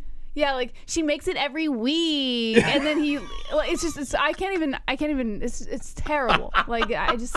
Even gay guys don't talk like that. Who is he talking like? Yeah, I don't. It was horrible. Anyways, he was like shitting on her for making him food every night, but because it was Mexican food. But she's from fucking Mexico, so what the fuck does he expect? Anyways, so then he goes down this whole road of, oh, my girl and I. Oh no, he hasn't done that yet. He said he did the 23andMe thing. You spit in a cup, send your DNA. He goes, I did that. They sent back a dry mayonnaise packet. I am white as shit. White person hangs out page 7, bitch, or something like that. I don't know what the fuck he said. He said, I need a fucking tater tot once a week again. God help me. So I give him credit. He did try to make a white joke. Like, I guess he did try to take a jab at himself because he was going so hard on the whole Mexican thing. Okay, but where is the joke on white people? What would be the joke? I guess him needing a tater tot once a week because white people like tater tots? No, because he can't eat Mexican food every day. Like, it doesn't make sense. So the joke basically he said they sent a dry mayonnaise packet back. I guess maybe. I don't know. I don't really know what the punchline was. I just know he was trying to make a jab at himself for being white. That's all I know. They're saying, please stop in the chat. But it gets better. Now we're going to keep going. Now he makes one jab at himself for being white, and then he goes right back into his Mexican wife. You know what we should do? We should mimic his stand-up and do the entire set. I will never. One Night Live. We have the green screen. I could put a fucking comedy thing here, and we mimic the exact. We have to deliver the lines exactly the same. I would never. I mean, he's ripping off all the jokes, right? Yeah. So I mean, it's not like we're plagiarizing off of him. Well, he shit on his wife again for cooking him Mexican food. Like, he goes right back into it, and then he goes into saying like Mexicans are built like armadillos. Basically saying that if he was gonna eat Mexican food every day, then he would start looking like an armadillo or some shit like that. I've even used that joke. I've said Mexicans look like armadillos. But the way he delivered it was a little uncomfortable. Yeah. He's like, hey, speaking of those fucking wetbacks, let's talk about them looking like armadillos. Now it gets even better. It would have been funnier if he just went full racist, you know? Like, just go for it, you know? At first shitting on his children and then going straight into his wife for a decent 10 minutes. And then he goes after his mother-in-law. Even better, right? It gets so much better. He shits on his mother-in-law for not speaking English. Yeah. Everyone barely laughed at that joke. But I guess he thought it was hilarious because his mother-in-law, who's from fucking Mexico, doesn't speak English. Don't know what that was all about. But then I think he felt a little uncomfortable. He brought up Theo Von, and that was another validation moment. What about the cookie joke? Did you miss that? I have it. No. Oh, okay. Oh, it gets better. Oh, okay. So he completely like sidesteps and brings up Theo Von, and everyone's like, oh, Theo Von, whatever. And it was clear he had brought his name up just for a little bit of validation. Oh, you really transcribed this whole damn thing. Oh, yes. Okay, Jess is good at this. She should be a stenographer, right? What is it? So right after the Theo Von joke, he goes into like, or bringing up Theo Von, he goes into the food that his mother-in-law makes, and then he stole a keto joke from Joe Rogan. Okay, hold on a second. We got a donation coming in from ROUSEY. Have you guys ever thought of expanding the wheel or removing certain people? Millie.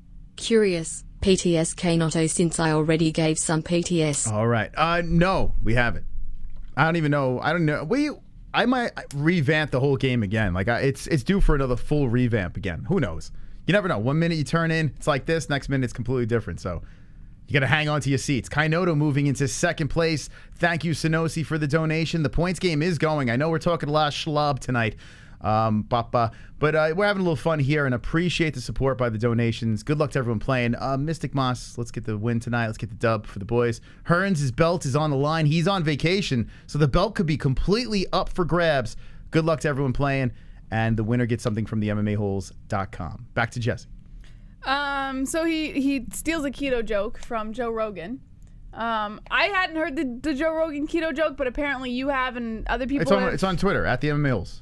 Okay, so I guess, yeah, he stole a joke that Joe Rogan had already made prior and during one of his own stand-up Brendan specials. Schaub is talking about keto, the diet, getting, I don't know, what was it, meat? It's like I don't know, what is keto? I don't even know what the fuck it is. Yeah, no, it's like a carb-friendly diet. Carb? Really? Carb-friendly, Like you eat a lot of carbs and shit? No, carb-friendly, Moss. Like little carbs. That's not carb-friendly. Yeah, Carb-friendly if you had a pizza, it would be a lot cauliflower of carbs. crust. So carb-free. Carb-free diet. Limited carbs. Limited carbs, thank you. Carb-friendly. Yeah, I want the carb-friendly diet. That's what I want. Yeah, limited carbs. So, yeah, no sugar, no carbs. Okay, so it's not very friendly to carbs. In fact, it's a completely carb racist. That probably works better, right? Yeah.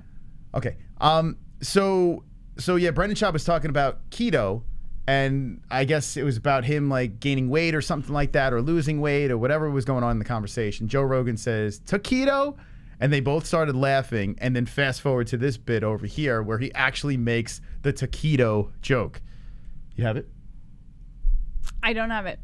No? Oh, shit. But he does dive into a Cheetos joke, and he makes another Mexican joke about how his Mexican wife or Mexican family always has hot Cheetos laying around the house. Now, in fairness, doesn't every human being like flaming hot Cheetos? I feel like, yes. I feel like Mexican or not, you've probably had hot Cheetos laying around your house before. Who doesn't like flaming hot Cheetos? I mean, who the fuck? I mean, unless you don't like spicy food. But I mean, flaming hot Cheetos are delicious. Like, who? There's zero Mexican in me, and I fucking love them. So what is he complaining about them, or is he saying? Well, it kind of sounded like a complaint, but he just kind of like threw a jab out there about how there's always flaming hot Cheetos laying around the house. Oh man, what a joke. And then he follows that up with another joke and ends it with, "I'm 38. She's not even exaggerating. That's what he does. That's exactly what he sounds like. That's how he starts. Oh boy. Okay. Yeah. And then he goes into the whole Mexican thing again. This whole fucking special was him bashing on his Mexican wife and his Mexican family. And the best part about this, I see Eric in the chat says, the internet is filled with images of Schaub sliding into random women's DMs. It's hilarious. Oh, wait. Don't worry. Don't you worry, because he brought it up during his special, only in like a really weird, inadvertent way. So he makes fun of quinceañeras. For those of you guys who don't know, that's the 15th birthday party for Mexican families. It's a big deal when a young girl turns 15. It's actually like a whole celebration. I met Jessie when she was 15. We fell in love. And he just Rose. dived into that whole thing, started making fun of a cultural fucking celebration, I guess. Such a horrible thing to celebrate a girl turning 15. Anyways. Horrible. Now he dives into him and his wife not doing very well. So he says, "Me and my girl, we're not doing well. We're not doing well. She wants to go to couples therapy. I said, good luck finding one during a pandemic. She found one. She fucking found one. 2-star reviews, 2-star review, but we're going. We're driving to couples therapy. She's crying just because she ran out of flaming hot Cheetos." Funny guy. She's probably crying. But why do you think she's crying? She's probably crying because all these women that are saying that he's running around. Fuck yeah. Sliding into the DMs. She's probably crying because she has to go to fucking couples therapy with a guy who fucking was... I can't. There's a video of Brendan Schaub throwing Rogan under the bus saying he cheated on his wife. There is a video of Brendan Schaub breaking bro code and talking about a famous bald person, and then says, yeah, Joe Rogan, cheating on his wife. What? And then there's another video of another comedian that is making a very bold claim that Brendan Schaub walked her to the car and that he was demanding a blowjob from her. Like, what? It's crazy. So now fast forward back into this. Yeah, he goes, she's crying just because she ran out of flaming hot Cheetos. Nice another little jab at his wife there. And then he goes, I'm crying just because my life currently. No little Wonderful, jab wonderful. thrown at his wife. It doesn't make any sense, Well, man. he laughed at his own joke there. But so if that tells you anything. And then he continues, he goes, and we pull up to this small brick building. I've never seen some shit like this. Small brick building. We pull up and this therapist has her name plastered on the side of the goddamn building. Giant neon letters just fucking zzz. It says Dr. Rodriguez. And then he gets a little bit of a laugh there because it says Dr. Rodriguez. You know what? Let me give him the... I don't know if this is a joke that he stole from someone, but the away team, that punchline, I actually laughed. Not gonna lie, that might have been one of the laughs I got because honestly, I would have thought the same thing. So that is, all right. I'll give Schaub one joke. Do you have the joke? No. Ah, shit. I don't. He said something about, he was on the away team or something like that because the last name was Rodriguez. Oh, well, that's kind of this one. He says, I get out and I'm like, and he waves at the sign. He goes, well, it's an awakening for your boy, isn't it? And it's a away game.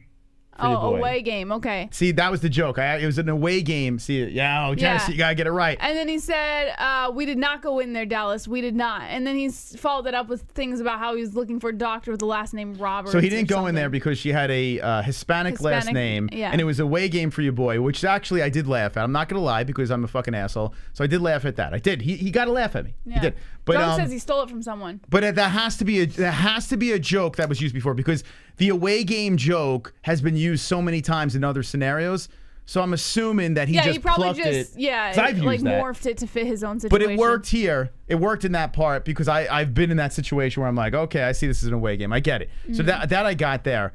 But so he didn't go in because the last name was Rodriguez, and he's looking for a therapist with the last name Roberts or something like that. So the follow-up joke is he's looking for a therapist named Roberts. So okay. So he wants a white therapist. So okay, what about you're not going to be in the middle? We're just gonna. He wants the home game. Is that what he's going for? Pretty much. So why not follow it up with the home game? Like I want to, hey, I want to play at home or some shit like that. Like, well, I think that's kind of what he did. He did follow it up with like some weird ass. So basically, that situation, if he would have fucking tightened that up, it probably would have hit pretty good. I think at least. A 25-minute special and one joke. Yeah, that's all I got. Come on. That's all I got. Now, I did smile at that. I'm not gonna lie. I was at the gym. I smiled at that one. I got to give him credit for that one. Now he moves into the fact that they just bought a new home and they got these Ring cameras, and the wife thought that, with all this COVID thing, that the neighbors might be a little leery of them. So the wife was like, I'll make some Mexican cookies. Why don't you go over there and introduce us and blah blah blah. And Schaub makes another Mexican joke because it's so funny to be Mexican apparently. And that's he says, the thing. Real quick, I'm sorry. We're not trying to squash Schaub because he's a blatant racist. You gotta be slick. You gotta be slick, man. If you're fucking hitting them out of the park with the Mexican joke after Mexican joke after Mexican joke, I'm saying loosely here. You gotta be tactical with this. This was just reckless. I'm just gonna fucking throw funny Mexican jokes that I think they're funny. I will say, as someone who half of my family is Mexican. Like, I love a good Mexican joke. I think it's fucking hilarious because a lot of them are very relatable jokes. But you got to be able to, there has to be a punchline. You can't just throw out very obvious stereotypes of Mexicans without a punchline and expect everyone to find it funny. Anthony, a good example, Anthony Cumia from Opie and Anthony, who apparently is hitting a wall. Anthony Cumia is having a crisis right now where he's just getting shit on by a lot of people. And I was looking at some of his stand-up. He's playing these dive places. His life is falling apart. I don't know what's going on with that guy. But he is a blatant racist. Like, his jokes, he's not even sugarcoating it anymore. He's just blatantly fucking attacking race and whatever. He's just speaking what's on his mind. And I agree with in the chat, in comedy, there's no racism. I agree with that. Like, a good comic could talk about the most horrific things. But if it's not comedic, then it's just racist. You gotta be slick with it. You gotta be slick. You can't just fucking, especially in this fucking cancel culture time. Like, you can't be just running around just slinging shit because, hey, it may be funny. It just doesn't work. So anyways, she just like, oh, I'll make some Mexican cookies. Why don't you go introduce yourself? Blah blah. And then he makes a joke. He goes, what's a Mexican cookie? Like a chocolate chip with salsa all over it? Well, that one deserves crickets. That made the cut. That got in there. I don't know how these jokes got in there, but whatever. That got in. Chocolate chip cookie with a little salsa on it. What are we doing, boys? Yeah, dumb Mexicans making those salsa chocolate chip cookies. You fucking armadillo pieces of shit. I hate my wife. My kids are a pain in the ass. I just fucking hate the world. Got it. All right. And then he goes into, you know, moving into this new neighborhood. He's got all these ring cameras around his house. And there's this mountain lion, I guess, that has been traveling around the yard, and he goes into this thing about the Ring app. He's like, I didn't know about the app. It's just an entire community snitching on each other. It's like Tekashi 6ix9ine invented this app.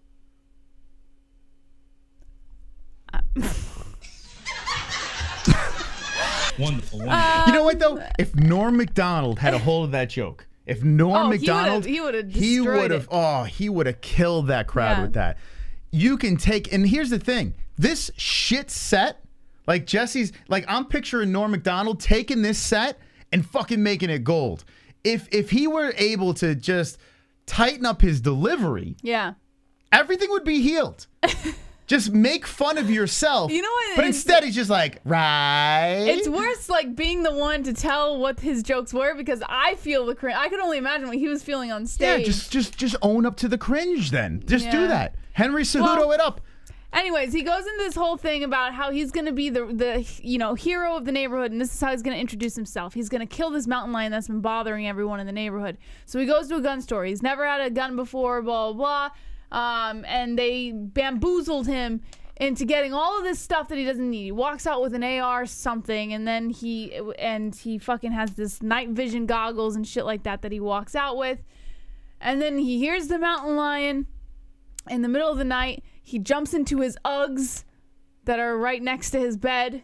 Uggs, guys. He is proud that he jumps into his Uggs. Yeah, I think this whole it's like he's trying to force feed us this metrosexual, borderline homosexual really bizarre behavior. Okay, that's cool, man. Listen, if you want to wear Uggs, cool. If you want to prance around and do whatever, if you want to be dicey, you want to do that, then fine. But it's not fucking funny because that's how you act. You may think that's funny that you act like that, but it's not. I don't, where's the humor? Yeah, especially in Texas. I would think that that's probably not the funniest thing in the world. But I don't know. I feel like the dynamic in Texas is a little different, but I guess maybe he didn't read that. Regardless, he jumps into his Uggs. He goes outside and he goes, I didn't realize how big a mountain lion actually was in person, or something about how I've never actually seen a mountain lion in person, and everyone thinks that's the most hilarious thing in the world, and they all start laughing, like very embellished laughing going on during that joke. And then oh, by the way, in the middle of all this whole bit that he's doing about him jumping into his Uggs with the gun and going out to the mountain lion, he brings up his big dick twice. Yeah. In the middle of a completely irrelevant joke. It's the circle around joke that he started from the beginning. He probably brought it up 4 times altogether, 4 or 5 times. 3 times. No, 3 times when? He brought up his big dick in the beginning and twice at the end. Okay. So, yeah, it's the joke that he wanted to circle around to. I have no idea. But it's not even funny because it's not relevant to any of the jokes that he was I telling. got a big dick. It's like right in the middle. He's like, oh, I've got my AR-15. I'm jumping into my Uggs, getting ready to go fight this mountain lion. I'm running. I've got my big dick. And then he's just like, and then he follows it up with, I don't know why I said that. And then he just goes back into the joke. Yeah, no one knows why he said it. It's like, then why the fuck did you say it? Because it doesn't make any sense. It doesn't go with the joke at all. But whatever. Yeah, who cares? I mean, it's like he has to tell the world he has a big dick. It's amazing. Anyways, this is the joke that he finishes on. Yeah. So he goes out there, and you know there was like that whole bit about the mountain lion, and that was it. How are we supposed to believe? And I think what he was trying to do with this flamboyant persona is try to convince this audience that he was a pussy. I think that's what it is. That was the joke, right? I think he was trying to convince them that he falls into the LA boy stereotype. Yeah, the pussy category, you know, very effeminate, you know, ooh, guns, ooh, big cats. Ew. Like very liberal type of... like, I don't know. I don't even know what the fuck. But anyway, he's trying to paint this picture of himself that, yes, he is a metrosexual and maybe he does have, you know, flamboyant tendencies. Maybe he does.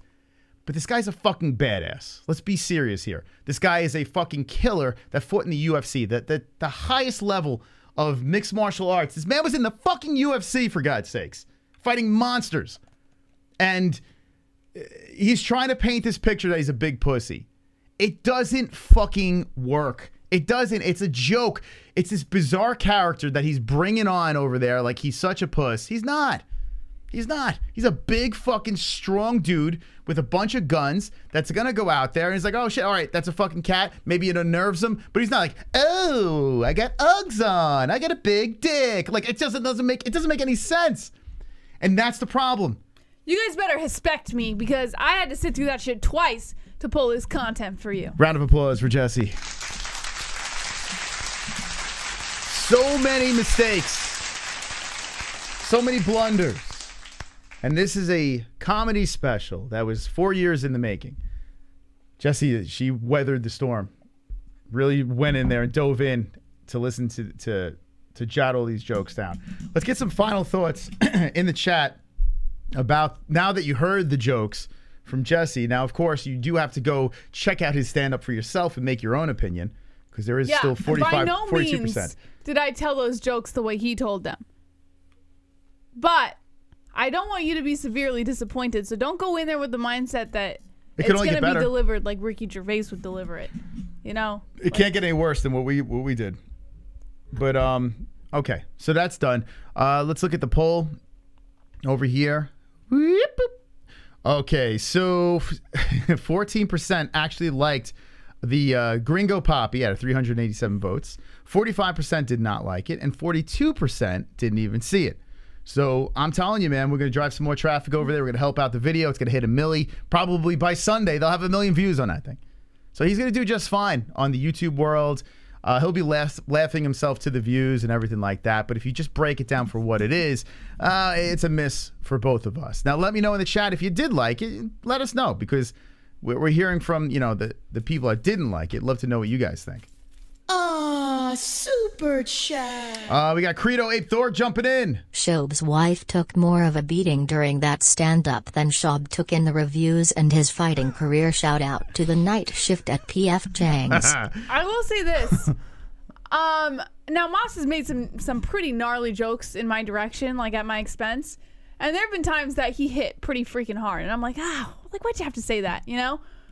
But I couldn't imagine, like, Moss standing on stage in front of a bunch of people, and I was in the room while he was just fucking shitting on me. And he thought that he was being funny, but, like, it wasn't coming across. It just came across as him being so fucking miserable.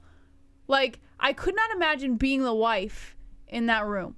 I couldn't imagine, because that has got to be a terrible feeling. It does sound like he's checked out, and basically the wife's along for the ride here. You know, and basically he's just like, I'm just going to go for it. You know, I'm just going to tell these edgy jokes. And then you go after the wife's family, you go after the kids. Like, I get that he's trying to be funny, and a lot of comedians do this. They'll make jokes at the expense of you know, their family. That's perfectly fine. Bill Burr does it all the time. Louis C.K. is a perfect example. He uses his kids as jokes all the freaking time. But there's a delivery. I don't think Louis C.K., I mean, he said how they are demons, but he said it in a way that was actually hilarious. That's what I'm saying. There's a delivery. And I don't think Schaub has really found that delivery yet. I think that he could inevitably have some content down the road if he really tried to hone his skills in comedy. But I don't think he's so focused on the actual joke that he's not focused on how he's delivering the joke. And then it comes across as like, just like he's a really shitty person. The Great Yosh is not real life. It is. It is. Comedy is always based on real life. His situation, like, he's legit telling real stories and making them into jokes. And that's what's sad about it. There are a lot of videos out there exposing the trouble with his marriage. So yes, comedians go in there and they dig deep and they go into those dark shadows and they try to pull humor out of really bad situations. And if you do that, you got to be really fucking careful, because you got to make it funny, right? This special came across as him just going in there and just kicking his wife in the fucking pussy over and over again. And her fucking taco. Yeah, it was kind of rough. Kicking her right over and over in that beef taco, Jesse, you know? Okay. I got to continue with the Mexican jokes. Yeah. But, yeah, I don't know. It's funky, man. It's a funky situation. Wonderful, wonderful. Dicey. This special sounds fucking horrifying. Like the pootie tang of comedy specials. I mean, Pretty much. if you're into Pretty much. to watching a dude just like destroy his wife for 20 minutes, then it's definitely up your alley. You know, if the accusations weren't out there, you know, if we didn't really know much about his wife and he was just if these jokes still came out, it wouldn't be as bad. You know what I'm saying? Like there would. You ever notice with Dave It's pretty Chappelle? rough. Dave Chappelle goes he goes hard in the paint, man. Dave Chappelle, he'll go for it. And then he throws it back around and gives you a little bit of heart. Gives a little something from here. He gives you like meaning, like a reason. He justifies the jokes. Yeah. So no matter what, even if he could say the most fucked up thing in the world, Dave Chappelle always circles around, and a good comic will do that. Whereas Brendan Schaub just went, and there was no redeeming quality to any of the jokes. It was just, and it's I guess it's a rookie move by Brendan. But here's the thing: if you're gonna make rookie mistakes, perhaps leave the family out of it. I don't know. Just attack everything else. Family jokes are funny. Yeah. But to an extent, I think if you're gonna make your whole special just you bashing your wife, and not really like I don't even know what the word I'm looking for is, but I think you guys kind of get what I mean. Just like draw the audience in a little bit, you know, like make them feel that they're in a relatable position. Don't just shit on your wife for 20 minutes, you know, like I don't know. I just don't see the humor in it, man. And like I said, I'm all for like family jokes and shit like that, but yeah, I don't give a fuck that he ripped his family apart. I don't even care. Like it doesn't. Yeah. I didn't. When I was listening to it, I was like, oh, whatever. But if I'm gonna break it down and find mistakes, well, that's a clear, glaring mistake. I don't give a fuck. He could say his wife is whatever. I don't give a shit. He could say the most racist thing in the world. Deliver it the I right way. don't give a fuck what he says. I couldn't care less. I'm not trying to cancel him for that. I'm just trying to figure out where's the joke. That's what I'm trying to figure out. And Louis C.K. did something funny with his kids. He had a joke, and I'm going to butcher it, but basically talking about feeding his kids and how his kids won't eat. And he's like, just fucking eat it. You're going to die. You're going to fucking die. And the ferocity in his fucking eyes is the ferocity of furiosity. What was it? It's something, the anger in his eyes as he delivered the joke. He's like, you're going to fucking die. You're going to die. Just fucking eat it. Like, the way he delivered that joke. Yeah, that one sticks in my head all the time. Such a simple joke. Such a simple joke, but he fucking executed it perfectly. Yeah. And I just died laughing because it's so fucking true. Why don't kids eat? Just eat the damn food. You're gonna die if you don't eat it. But, you know, Brendan Schaub could have fucking drilled it home. You know, talked about his devil children in a specific way, like Ricky Gervais does, or how he describes kids as horrific, you know, beings. Like he could do it in a funny way. Yeah. It's crazy. Anyway, we got something else coming in over here. It's thank you. Sonosi finally gets that black belt. Whoop, whoop. You don't hear many Rican jokes. Points Kainoto. You can't. He's using his membership to try and get points. You already took 15 points away from the stream boss there with your upgrade. What the? I got to give him credit, though. He's a good finagler. He tries to work the system. Wonderful. DVSV. What up, holes? I got my COVID cherry pop this week. Oh, no. The first day sucked total ass, but then I took Dr. Joe Rogan's prescriptions and I was good to go within a day. Also, I'm all in on the Cheetos finishing the Fat Boy Rob tomorrow. There we go. We're going to get some picks really soon. We got 44 minutes left of the points game. Thank you, DVSV. Speaking of COVID, I was watching the NFL draft. Not bad for the Giants, at least first round, not bad. COVID's gone. No, it's not. It is gone. No, it's not. Goodbye. Now, DVSV says he has it. I just don't believe it. That's fake. It's gone. COVID's gone. So I don't know. You must have something else. Right? He doesn't have COVID. What does he have? He's got to have something else. Take another test. That's fake. It's fake. It's all gone. I'm just saying we're back to normal. COVID is gone. I have actually made COVID illegal in this country and every other country. So there we go. But I hope you feel better, DVSV. I hope you do. All right. Final comments about this situation, and then we must move on because I am exhausted about talking about this. Putin defeated COVID. Nobody cares about COVID now. Sonosi 1K, nice try. Joe Rogan said his sauna cured all COVID. MMA-Holes Gone vs. Tuivasa is official for UFC September 3rd in France. By the way, we got some movement. Mr. Curtis Blades. So he should be coming on. We just got to lock it up. Oh, and shout out to Drunk Savage with Chase Hooper. Seems receptive. So I know, Drunk. Way to go, man. That was fucking fire. He just like he yanks Chase Hooper in for an interview. Like we should hire Drunk as our second marketer. Everyone, you got to do this. You got to get on the social. You got to at the MMA-Holes and then at fighters. Very, very important. Yeah, that was pretty. That very was important. If there's a specific fighter that you want on this show, harass the fuck out of them. Just say, and try to do it in a respectful way because you don't want to get blocked or banned by them. But just say, yo, come on the MMA-Holes, this and that. And Drunk Savage added Mr. Hooper, 22-year-old phenomenon. Although, you know, needs to get a dub. But yeah, it would be nice to talk to Chase Hooper and Curtis Blades. It's a funny story. We got to get him on before I tell the whole story. But seems like a very nice guy. Curtis Blades Twitter. We got to get him on. But yeah, we got some. The fuck is that noise? Is that my mic? Oh, it's the phone. It's clapping them cheeks. All right, you know, let's do this before we get into the news. You open it. Smiling Sam Alvey. That's my phone, I think, right? Hold on a second here. It hasn't done that in a while, the clickety-click. Just turn your phone off. You turn your phone off. Also, make sure you share our streams out there, too. That would be very nice. Anytime we throw some streams out there, tag us, share it, spread the word. All right. So here's a situation. We got something from Smiling Sam Alvey. He was nice enough to send this to us. Sam Alvey, if you don't know, is a UFC fighter. Been around the game, back in the UFC. Guy, people thought they were going to cut him. Smiling Sam's in business. He trains at a gym where there's some killers over there. You may know some of them. Well, let's open this. You want to open it? You got it. You think he's got the cooties, don't you? I do not like. Fun fact. I love receiving gifts, but I don't like touching packages. I hate it. Well, Smiling Sam did say he doesn't believe in COVID. Now, this Probably coughed all over that thing. Okay, here it is. Oh, my God. Oh, look at the cooties on that thing. Oh, this boy. Here is a UFC hat. What? And, oh, boy. Was it worn? It has taken a beating, this thing.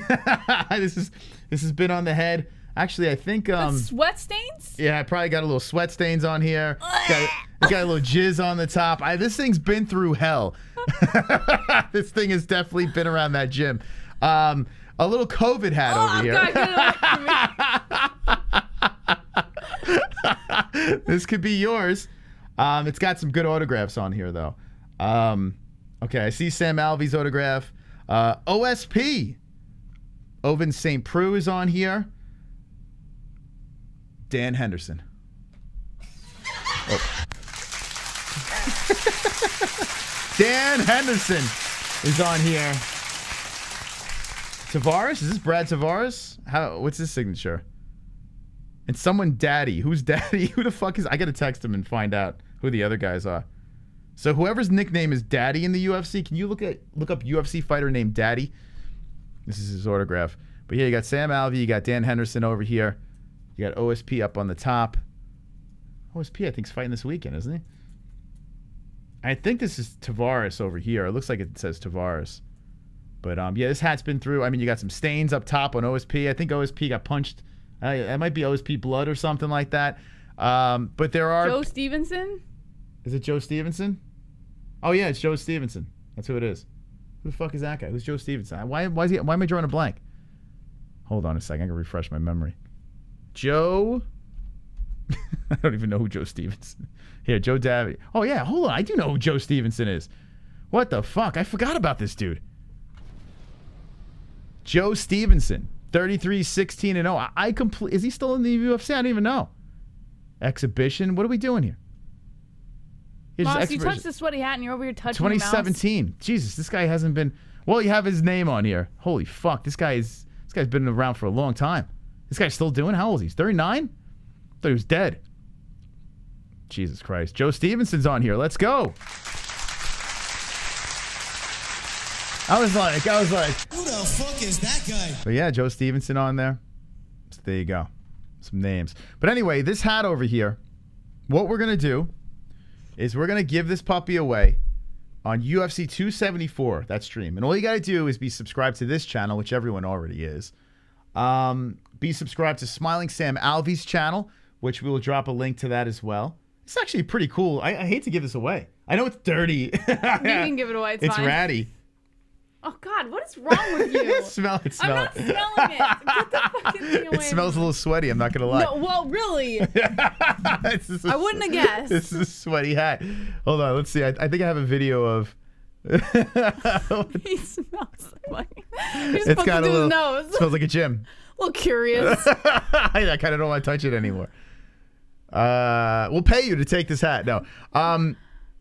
So be subscribed to this channel. Subscribe to Sam Alvey's channel. And what we're going to do is on the UFC 274 stream, just like that video. And then in the comment section below, we're going to have people just put their favorite UFC fighter. We're going to pick one winner from the comment section. And we're going to send them this wonderful, wonderful hat. This stinky hat. It doesn't... Stop smelling it. Nah, it's just a little musty, you know. A little... Just a little must. You know, it's just nothing bad. No big deal. I'm gonna hold on a second here. But listen, so when Sam said we actually won this by accident. It was a complete accident. We commented on one of his videos and apparently it was a contest. So he's like, you guys won. He's like, it was a total random thing. And I was like, you know, I said, if it's cool with you, because I would love to hang this in the studio, but I think it would be better to give this to one of our viewers. And I thought we can drive some more traffic to his channel. So I said, if it's cool with you, we'd like to send this to someone from the community. I think I'm smelling it. I think I do smell it a little bit. It's in your fucking head. You got to make this. You got to make this a little more. I mean, come on, baby. People gonna throw up if no one's gonna enter the contest. It's a bunch of men. They want a smelly hat. Once in the chat, if you would like to own this sweet piece of merchandise. I mean, not merchandise. History, I should say. Smiling, sweating Sam. I mean, the Henderson hat alone. Here he is with the hat, by the way. So you know it's legit. There he is. I gotta get the backstory of this hat. See, people want this shit. This is not for nothing. You got some badasses on this thing. Well, I do think it's worth something. It's fucking cool, man. Like I kind of am like bummed, you know, with kind of parting ways with this. I'm not gonna lie. Let's raffle it for charity. Nah, fuck that, baby. Let's get subscribers and give it to an audience member. What do we do with charity? We're a charity, for God's sakes. We're barely on the air. We're doing like fundraisers every Friday. We're trying to stay in existence here. We're the only charity you need to talk about. But it's cool, man. So thank you to Sam Alvey. Thank you very much. Absolutely wonderful, wonderful. Wonderful, wonderful. Pretty cool. Chase Hooper is a family-friendly version of O'Malley. Yeah, I guess, right? We got to put Chase Hooper on our website. So thank you, Sam Alvey. Moss, I have an announcement. Yeah. Tomorrow. It's Ellie's birthday. I said it already. It's Ellie. Oh, what? I said it already. You have hand sanitizer? It should be on your side. I'm rubbing it all over everything. You know, I'm gonna throw it in the wash. On your side, or did Ellie take it? Who wore that hat originally? It's Sam Alvey's hat. He got it. So his gym. He's got Dan Henderson. Got Torres on here. Oh, Tavares. Excuse me, Tavares on there. Is it Torres or Tavares? Who is that? I don't even know who the other. I think it's Tavares. I don't know. Torres. Actually, let me look at his gym. That would help. It's got to be on your side. Let's go to Sam. I'm actually curious who the other name is. So we solved the case. I thought it was Tavares. Sam Alvey. Oh, wrong Alvey. Sam, smiling Sam. My little tiny baby is going to be a year old tomorrow. Can you believe, guys, can you believe it's been a year since she was born? Oh my God, I feel like she was born yesterday. It's so bittersweet. Team Quest. Let's see. Jesse Taylor's over there. Dan Henderson. Let's see if we can find his name. It looks like it might be, it's either Tavares or Torres. What is this name, Jess? What do you think this name is on the side? It's not Taylor. Let's go through the list here. Sean Strickland used to train and over there. Yeah, it kind of looks like Torres. It does look like Torres, right? Let's see if there's a Torres over here. Someone might have been passing through that day and he just signed it. I don't know. I got to find out who the last name is. You can just ask him. Yeah, an excuse to get him back on. Yeah, I don't know. Don't know. Moss, does YouTube do like the take me back, like the 1 year ago today thing like Facebook does? No. Because I remember you made the YouTube community post that Ellie was born. You remember? You would just have to go through the community. Super chat. Silverback Brendan orangutan. is like Hitler. Killing it. Oh. Killing it. Wonderful, wonderful. Thank you. Thank you. Thank you. Oh, boy. The Dan Henderson autograph alone is kind of cool to me, man. The H-bomb. But then again, if you're like a new casual fan, like Sam Alvey and Dan Henderson, is that your thing? Like, you probably, like Dan Henderson's such old news. To me, Dan Henderson autograph is fucking badass. Dan Henderson alone on here is fucking cool. Right back there. That one gets my cock really hard. I didn't get your thoughts on the Colby Covington situation. I spoke about it earlier as he has brain damage now from the Masvidal punch, the jumping. What are your thoughts on that? What was the question again? I'm sorry. I literally just asked. The brain damage of Colby Covington from Jorge Masvidal. I don't really know much about that. I only know what you told me, which was Colby's claiming that he has brain damage. I don't know. I don't know much about that story. Okay. Well, no, that's what he's saying. He got That's jumps. it. That's all. That's part of the story. Yeah. Oh well, you know why he's doing it though. Lawsuit. Colby Covington wants to make some money. Yeah. No shit. So you think it's a good move? You think it's? Well, would yeah. You do that? I mean, yeah. You do what you got to do. That's it, huh? Colby Covington cites brain injury from Jorge Masvidal, alleged attack, not chipped tooth. So he's saying he didn't chip his tooth, but he chipped his brain. Pretty much. So you got nothing else on that? No thoughts, really? I thought you would have plenty of thoughts. I mean, no, I can't. ran out? I can't say I'm surprised. Covington's gonna look for whatever angle he can over Masvidal at the situation. So, yeah. I mean, listen. No, I don't. I'm not deep into thought about this situation. Would you rather go back to the Gringo Papi? I would rather not. What about Rob Font? This is an actual real picture of Rob Font on our thumbnail over here. And Rob Font, he looks pretty hefty. What do you think? Here it comes. It's coming back around the carousel. Holy guacamole! It's pretty bad, right? My goodness, what happened to him? That's pretty bad. That Did is you believe pretty he bad. missed weight like that? Oh my gosh. Look at that belly. What We do should you be think? calling him Poppy. The fight's happening, though. Rob Font, it's still going down. He's losing 20% of his purse. So Rob Font versus Vera. Cheeto is still going strong, Jess. Still going strong. Cheeto? Yeah. Cheeto Vera. Who do you got in that fight? Who do I have in that fight? The Gringo Papi? No. Super chat. Silverback. Colby is going to be rich like Dave. He's going to be rich like Dave. Nah. Dave who? He still has to get a court to side with him. Just because he's saying it doesn't mean that he's going to get anything from it. Dave who? That went right over my head. Dave who? No clue. Chappelle? Schwimmer? Schwimmer? Who the fuck is thinking of David Schwimmer? Dave Letterman? Dave... I was saying Chappelle. Okay. So I was right. I got caught Chappelle. That was one of my guesses. Moss. Yes. With only 30 minutes left of the show, and it's Food Off Friday, so I can kind of gear off a little bit. What was your favorite moment with Ellie on the show this year? With Ellie? Mm-hmm. When she said daddy. Oh, yeah, that was a pretty good moment. It really wasn't daddy, but it sounded like it, so I'm going to just take that dub. Yeah, when she said dad. Dad. Dad. Yeah, that was pretty cute. My favorite moment. Let's see. I think I clipped it, didn't I? Did you? Go to our Instagram. She's all over our Instagram. Hold on, let me look for it. Yeah. I think I put it here.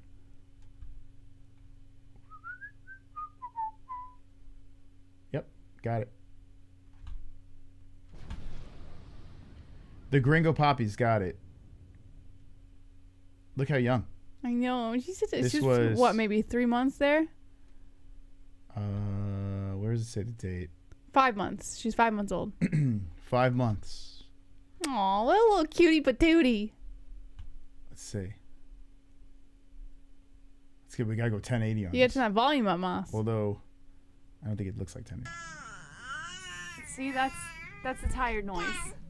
Dad? That's right. See, that's a tired noise. Dad? I don't care. I'm gonna take it. I'm gonna take it. I'm taking the dub. What a little cute. What's your favorite moment? When she was just born, and she was doing the fist pumps with you. Remember that? She was like maybe a month old, if that. Yeah, yeah. And she was doing the fist pumps when she had her little mittens on still, because her nails were too sharp for her face. That was my favorite moment. I know I got that somewhere. It's got to be on Instagram. I think it's on Instagram. Yeah. Yeah, that was the cutest. Actually, every Ellie moment is cute. Let's be fair. We need someone to actually, make a montage. Yeah, Ellie's birthday is tomorrow. Actually, it's today. It's today right now for New York. some people. Yeah, New York. Our beautiful daughter, Ellie. Covington is what? Ready? Red is Covington. Purple is Masvidal. Okay, red's Covington, purple Masvidal. Who is Ellie gonna go with? Oh, Colby, chaos, and she's smashing Masvidal. She just look at that. See, she's mystic. Let's see what else we got here. Ellie moments. Oh, look at that cute little chubby. Look at the little chubby belly. You missed one. No, it's just a picture. Still cute. I'm trying to find moments. Let's see. I'm scrolling through. There you go. At the MMA-Holes.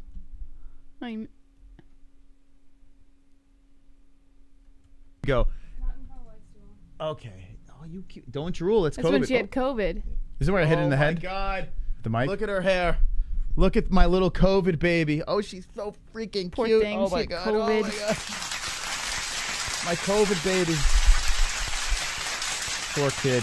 Probably has no taste and smell. Jessie lost her taste and smell the other day. She's on day 8 of COVID, but she looks good, right? She's smiling, right? No, you're not afraid of no Rona. Yeah. Welcome to the show, kiddo. Look, she's getting all plump. She's eating fine. She broke her fever. So all she's got is her little cough. Right? COVID schmo. Wow, she's so tiny. It's so weird. It's so crazy. There's one right there. We gotta get one with you. The ref's standing there, and he's like all... Is that Sober Carl? I think it was Sober Carl makes an appearance. Crouching towards the bottom of the cage, and I'm like calling it off like the ref should do. And finally the ref jumps in, and he's like, yeah, it's over. So here I am jumping on the cage, you know, lifting up my hands and all this stuff. Anyways, he doesn't come to. Like, I have the video, and I pause it to like 3 minutes and 52 seconds to where he actually comes to the doctors with the lights in his eyes, asking what's his name, where he is. The rest down. Beautiful. Poor Carl. It's so weird seeing her this tiny. Carl's trying to... Oh my God! Oh my God! Oh my God! Oh my God! Oh my God! Oh my God! Oh my God! Oh my God! Oh my God! That's when Ellie realized Daddy's a psychopath. I think this is when Ellie spits up too, right? Does she throw up on you or no? Nah. I think it is. What the fuck? She's shrinking. I know. Oh wait, I think it's this one. Is it? No, it's not this one. Is a complete better fighter. Look how tiny. Here's the thing. How many? Oh, Ellie's here. She's like a whole different baby. Hey, baby. Hi. Look at that face. You smiling? Ah! That face makes you melt. You got your little bow. You want to say hi to the people? She wants to say hi to you. Oh, hey, baby. You're so cute. This kid's so cute. I'm cut this show short. Get the hell out of here. Hang out with the baby. She wants to play with Daddy. Want to play? Who do you think's going to win? I can't wait until she gets the age where I could ask her who's going to win. Wow, we did that not too long, right? A couple of months? Like, wait, it didn't take long at all before we started asking. Who do you think's going to win? Gon or Lewis? Who do you think? Who do you think's going to win? She's so little. Gon or Lewis? What do you think? We got to make like a compilation of these. I can't get over how tiny she was when she was born. You forget. And Benitez trying to slip out, trying to squirm out, but Quarantillo keeping some pretty good control. She's looking at the fight. For him on the ground. Quarantillo dropping some shots. Benitez trying. She's excited. Please don't mind her. She's just a huge fight fan. And Benitez. See a little coo coming out of her. She's shrinking. She's like Benjamin Button. Oh, here's when she said hi to you. What is going? Why is my husband calling me right now? 2 months old. Yes. Ellie wants to say something. Okay, Ellie wants to say something. Ellie, say hi. Hi. Say hi.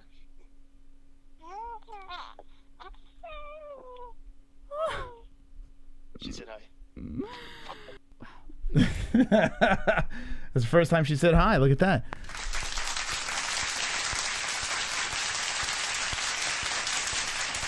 This is the first time we had the Ellie song.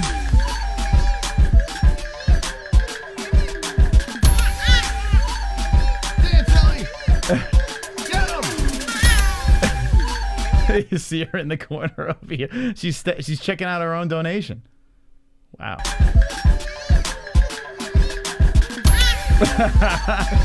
Look at her. Oh, you like that, Ellie? She's digging it. Look at that. All right, let's stop talking about her daughter. It's making me sick to my stomach. There's Ellie. Never makes me sick to my stomach, Mom. Disgusting. We've become them. We're those annoying people on Facebook. Look at my baby. Oh, isn't she so fucking cute? Like, shut up. No one wants to see that little devil child. All right. Anyway, let's get to some fights here. I mean, I just can't get over her, Moss. I can talk about her all the time. She's gonna be one. You think Tropic's gonna win this game tonight? Tropic's just fucking cruising. Maybe. He's gonna get a tropical Vic, sending it back to Guam. Super chat. Blaniac, thank you for the $4.99, baby. Let's go. Ellie should be the one winning the Fuga Friday game because she's turning 1. Well, listen, you snooze, you lose, Ellie. Daddy's night. It's Daddy's night. All right, I got to make some picks. And is there any stories you want to throw out there before I jump into this? I thought it was going to be a lot of Schaub talk tonight, so. If you just jumped in, we spoke plenty about the Schaub situation, almost too much about it. We literally spoke about the entire comedy special. Jesse broke down the entire thing. So if you don't want any spoilers, don't watch that segment, but you'll see exactly how we feel. All right, here it is. The event that's happening tomorrow night, which is not a bad fight night, even though Rob Font did miss weight. The former CES champion looking to bounce back as Marlon Vera now is on a 2-fight win streak, beat the Frankie, beat the Davy Grant, and the last loss was to Jose Aldo. Before that, beat Sean O'Malley as he broke everything, although Sean O'Malley says he's still undefeated. Rob Font losing to Jose, so they got something in common. 2 unanimous decisions to one of the greatest to enter the UFC cage. All right, so Font versus Vera. Fucking A, man. I don't know which way I'm going with this one. This is not easy. This is Vera being an underdog is a good bet, but Font, I feel, is going to do a little Calvin Kattar activity, like where he's going to jump back in there and say, whoa, whoa, whoa. He's going to do like what Kattar did to Chikadze and come back on Vera and create a scene. He is 34 years of age. They are practically the same height. Yeah, they're the same height. A little extra reach for Rob Font. Oh, boy. All right. Well, let's go from the beginning and work our way up. But this is an interesting one here. Very interesting one. I know a lot of people could be picking Vera. Vera's an underdog in this fight. Vera's a fucking beast to take out Frankie the way he did. But I don't know if Rob Font, remember, guys, remember the name of Calvin Kattar. And how about Rob being a favorite? I would think Vera should be the favorite in this one. What do you think? I'm going to pick Vera in this fight. Yeah, I think a lot of people like him as a plus 110. They think he's a good dog over here. He lost to Yadong Song, who's a beast. Lost to Jose Aldo, which Rob Font lost to. So, I mean, Vera's not a bad underdog, but I don't know. I'm getting those vibes. I'm getting Kattar vibes with Font. Anyway, let's see. We're going to scroll down. We're going to make some picks. Tapped in is Mystic Moss. So here we go, baby. The points game has 18 minutes left in. If you'd like to support the show, drop a donation, say points to a specific player, and the person with the most points super chat wins something from the MMA-Holes.com. Sober Carl. What adorable kid. Romantic face. 2 hearts. Put Ellie in. Oh, Love thank you. Look at that. Glove touch. We're getting you out of here. Silver Carl's so nice. We're putting Ellie in the game. Glove touches. That's right. No, say birthday girl. What do you mean, Ellie? Birthday girl. Birthday girl. That's too much. No, put How about B-day girl. All right, B-day girl. Bidet? Bidet girl. B-day girl. B-day Ellie. B-day B-day Ellie. Okay. Good luck, B-day Ellie. But Daddy's going to win this one. I'm sorry. Brendan Schaub is freaking hilarious as rage-filled virgin.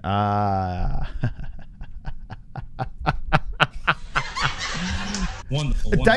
Dicey. All right, here we go. It's so Pauly Shore. It's crazy. What did Pauly Shore used to say? I don't know. I never watched. What was Jersey his catch? Shore. No, Jersey Shore. Oh, Pauly Shore. The what's the comedian. difference? The guy that was like in fuck, I forgot the movie. Oh, this whole time I thought you were referring to someone on Jersey Shore. No.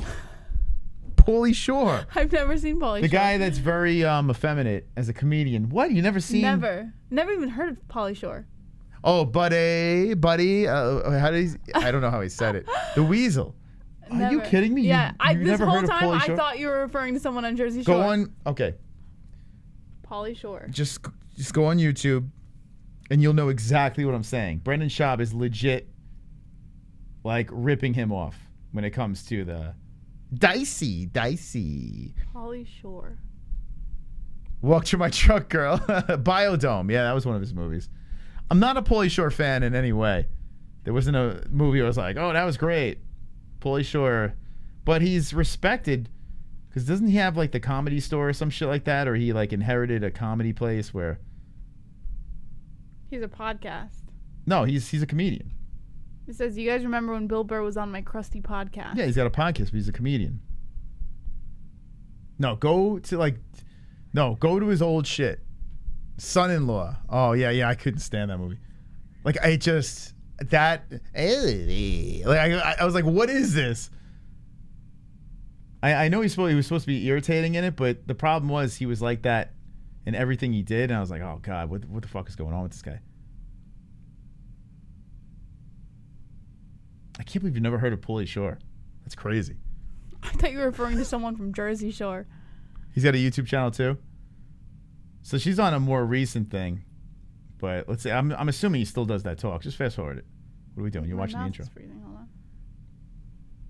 Dicey. Yeah, apparently he's not gay.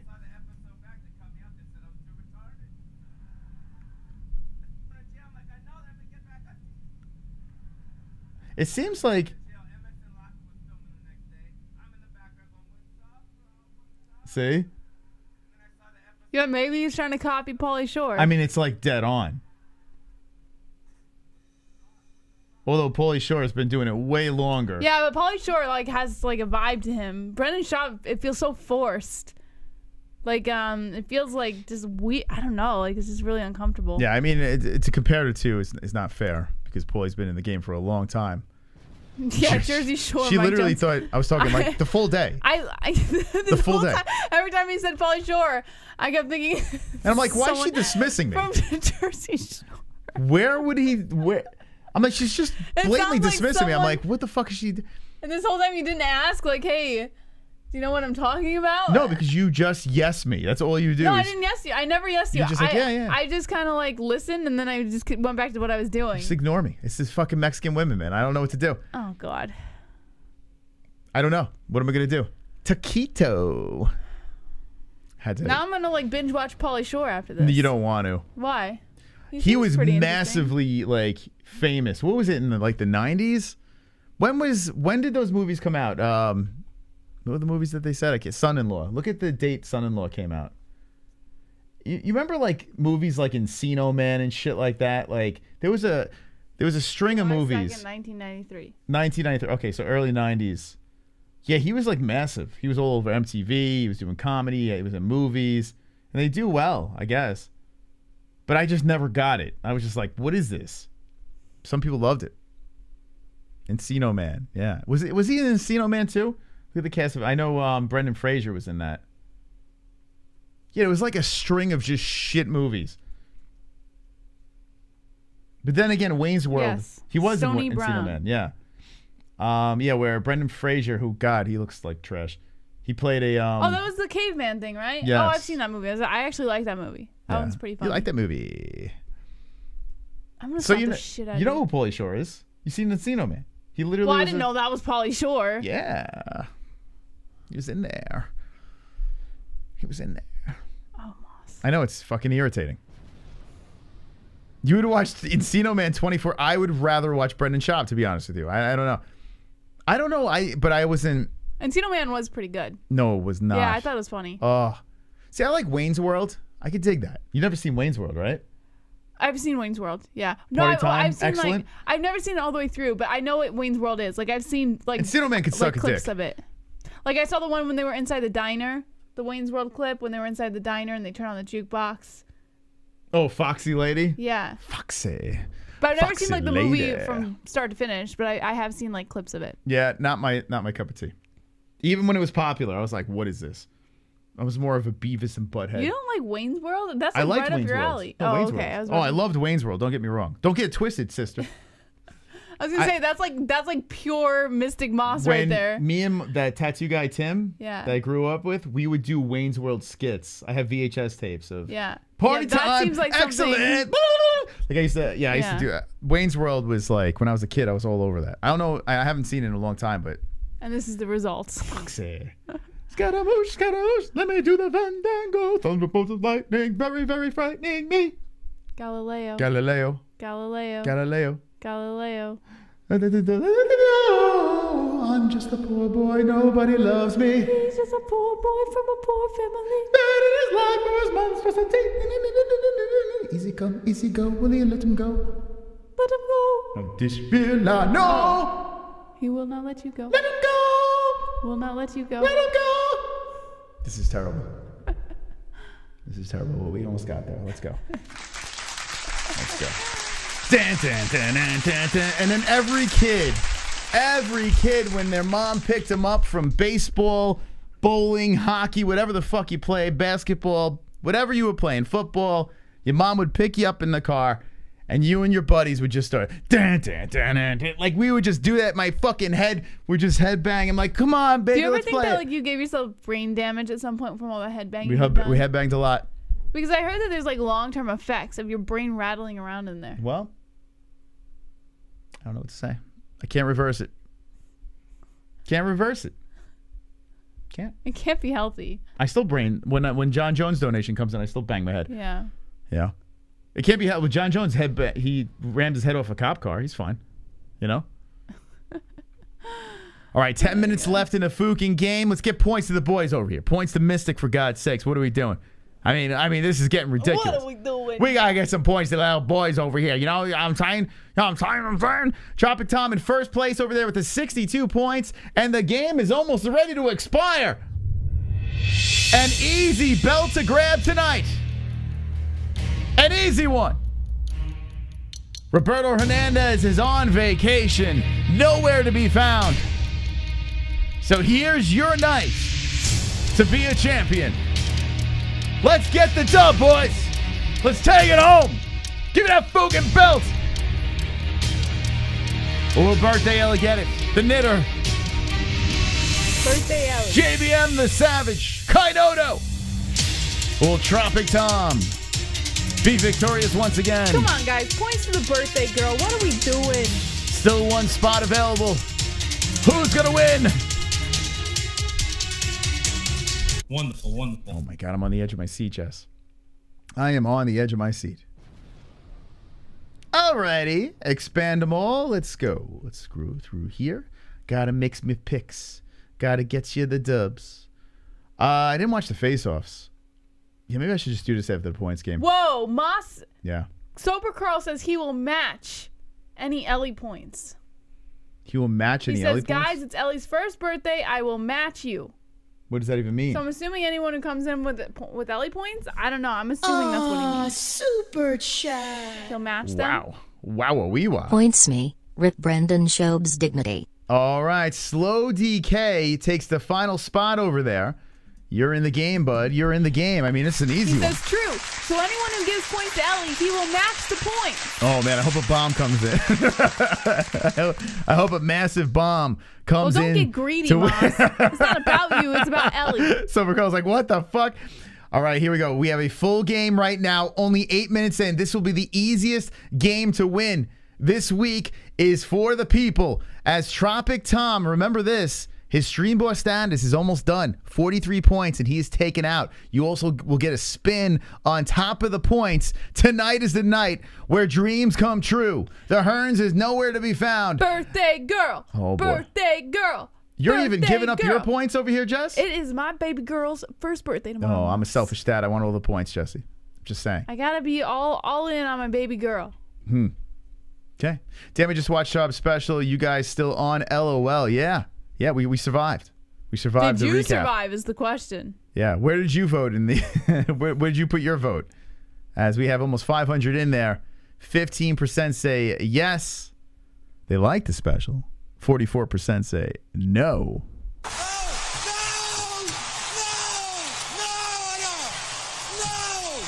And 41% still have not seen it. I think that's fake, Jesse. I think there's some liars in that 41%. Nah. I think we sold it. I think people. Whoa, shit, Carl. Whoa. Holy shit! There's something. There's something about to come in over here. I see a purple thing. Ellie's sleeping through this. Oh, fucking hey, this is crazy. I can't even believe my fucking eyes right now. I'm gonna tell Ellie the story when she's older of the night that sober Carl made Ellie's birthday dreams come true. No fucking way. That's fucking crazy. On Book Off Friday. 6 minutes and 45 seconds left. We're waiting for the Streamlabs to catch up over here with a massive one coming up the rankings from Sober Carl. I cannot even believe my fucking eyes. And they come in like this. Points to Ellie. Whoa! Let's go, baby! Let's Whoa! go! Birthday girl! Birthday girl! Birthday girl! Oh my God! Birthday girl! That moves Ellie up to second place. Oh, guys, come on. Let's get the birthday girl in first place. Tropic Tom's won before. It's Ellie's birthday. Hold on. She gets a spin. 6 minutes left. Ellie gets a spin over here. Let's go, baby. Whoop, whoop. Come on, Ellie. Silver Carl, you the best, man. You the best. Wow, Sober Carl coming in hot. We had another 20 points over there to Ellie. Let's go. Ellie. A lot of clapping. I'm going to tell her this story, Mom, because baby Ellie's in first place. I can't believe this. She's in first place. Where's the thing here? It's highlighted already. There we go. 70 points. Can I get the birthday cakes in the chat? Let's drop the birthday cakes in the chat. Oh, wrong one. Drop the birthday cakes in the chat right now for baby Ellie. Now listen, we got 5 minutes left. Why are you playing this song? Birthday cakes. That's a game show song. It's okay. Do you have a birthday song? Yes, we do. We'll sing happy birthday for sure. Actually, we should do it tomorrow while we're streaming with her. We should do it tomorrow, yeah. But Ellie has hit first place over here as Sober Carl swoops in, becomes the fucking stream boss. It looks like he even broke the stream boss over here with his wolf. Whoop, whoop. So here we go. Now 5 minutes left in the game. Does she stay on the top? Tropic Tom still right in the mix. Roberto Hernandez, MIA, as his championship belt is on the line. Now we're under 5 minutes. Who is going to win tonight's Fuko Friday Extravaganza? I'm on the edge of my seat, Jesse. I'm sweating. I still think I could win, Jess. I'm just saying. You're not winning over the birthday girl, Moss. Cake's mine. I won't allow it. I'm even going to eat her cake after I win. That is your daughter. After I win, I'm going to take a slice of that cake. You better be rooting for her. I'm going to take it out of her hand. I'm going to eat the cake. Okay, it's not your cake. It's mine. You're terrible. It's not your birthday. It's mine. Terrible father. I'm gonna take everything away when I get that strap tonight, Jess. Ellie has not had chocolate cake yet, but she will try it for the first time on Sunday. We're gonna do her cake. Oh boy. Because tomorrow we have a fight card. 4 minutes left. I'm gonna get into the picks right after this is done. A big thank you to everyone that donated tonight. With 3 minutes and 54 seconds left, his birthday Ellie get the victory Over the Tropic Tom, Kainoto Savage, JBM, Mystic Moss, Hearns, Knitter, Slow DK. Hearns about to lose his strap. As Tropic Tom was sitting pretty up top. The game is winding down. Sober Carl becoming a hero. Does it stay like that? Boy, oh boy. Let's look into the live chat over here as everyone's sweating. Did Brendan Shaw pay the audience to laugh, or was that a laugh track? I don't know. I think there's a little tomfoolery going on there. What do you think, Jess? I'm not going to put that speculation out there because it's a little unfair for Something us. was a little sketch, not going to lie. Sounded a little sketch. I mean, there's some people that laugh at anything. So, I mean, I guess you can give them kind of the benefit of the doubt when that, but I don't know. You think about it, he did say his family was in the crowd. So if I was doing a stand-up special and I had my friends and family in the crowd, I'd be like, guys, you need to fucking ham it up. I'm not going to throw that 100%. accusation. Like, we don't know. Would you sit quiet? If I was up there, would you not ham it up? I've had friends in the crowd before when I used to do stand-up, and I've never asked them to. But you weren't doing a stand-up special. Think about this. To like amplify their laughs for me. Think about this. You did a stand-up special. It bombed. It did horrible, right? Yeah. It was a complete mess of a special. Now you have a chance to do a second one here. You wouldn't. He does it in a smaller venue. He's got an intimate crowd over there. His family and friends are in the building. You mean to tell me that he didn't say, hey, if you're going to be in here, you better laugh? I don't know. Oh, my God. I've never really You're a horrible met a human comedian being. who does that. You better laugh for me, Jesse. You better laugh your ass off. Okay. So funny. Why the chicken crossed the road, Jesse? I do think there were to get a times- fucking taco. Because it's a Mexican chicken. All right.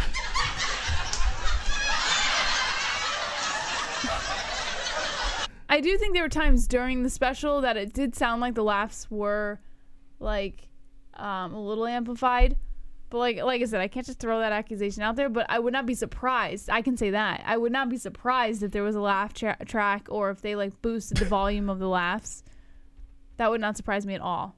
Yeah, it's a stand-up special. You got to think about it. A lot of these stand-up specials, they have they cut it up to get the best laughs. Yeah. The comedian will wear the same outfit. They'll be at the same venue. They'll do a couple of nights, and then they'll cut it up. Like Adam Sandler's done that before, where they'll take the best moments, and then they'll just show those parts, you know what I'm saying, and just splice it together very nicely, edit it nicely where it favors the comedian. Of course. Have you ever watched a stand-up special where they're like, boo, or you suck? You know, or like quiet? You never heard that. Well, they wouldn't release it. No, that's what I'm saying. I'm sure those exist, but... So you'd be a little ignorant to think that, oh, okay, yeah, that was natural. No, it's not the case. No. So Ellie's about to win tonight. 40 seconds left in the game. Looking pretty good for the Ellie. Sober Carl coming in. Whoa! Adorable Ellie, you Uncle Sober Carl will not let you lose. Wow. Thank you, Maholes. Thank you you so guys are the much. best. You're the Lone Whoop, Wolf. let's go, Fucking Sober savage. Carl! 75 points for Sober Carl. Birthday girl! But hold on a second, Jess. Hold on a second. What? I just saw something here. What? The stream boss has taken a devastating blow with seconds left. Oh, no, boy. guys, it's a birthday girl! Someone has taken on the stream boss. What did they hit him with? Oh, shit!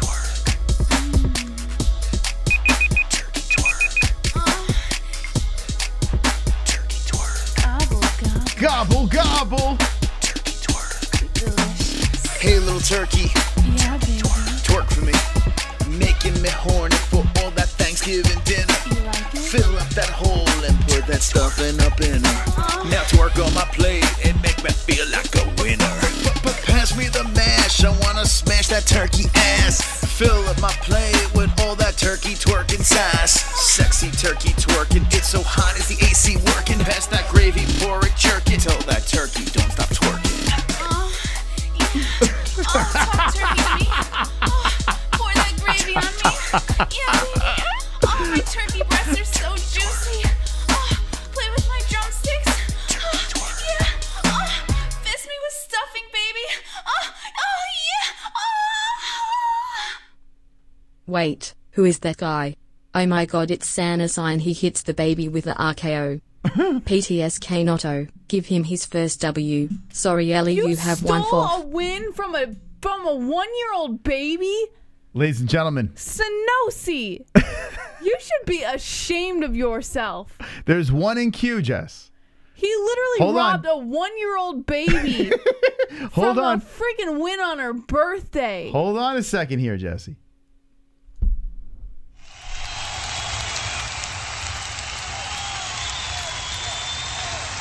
A baby! You literally virtually stole candy from the hands of a baby. On her birthday! On her birthday! Wait, hold on a second. Did I do that correctly, Jesse? Did I do that correct?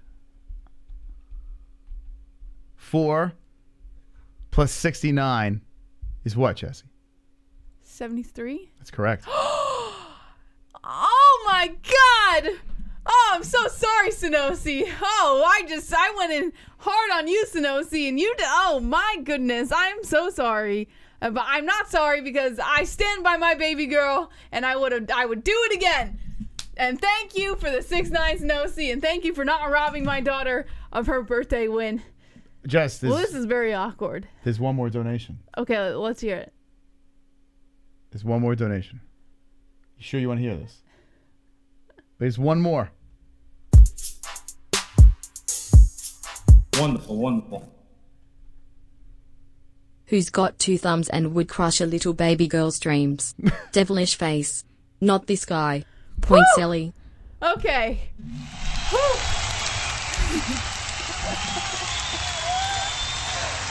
Oh my God, what an awkward situation you put me in there, Senosi. Quite awkward.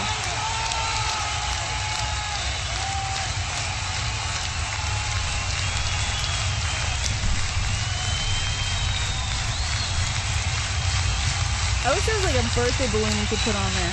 Or like a cake.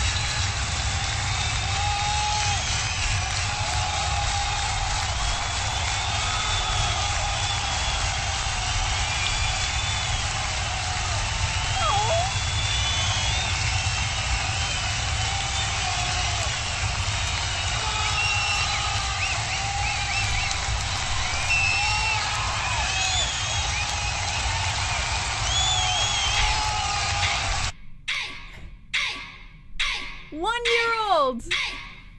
Fuka Friday. Champion. Yeah. Fuka Friday. We did it. Baby Ellie got the dub. Fuka Friday. Hey. Champion. Yeah. Fuka Friday. Champion. Fuka Friday. Champion. Yeah.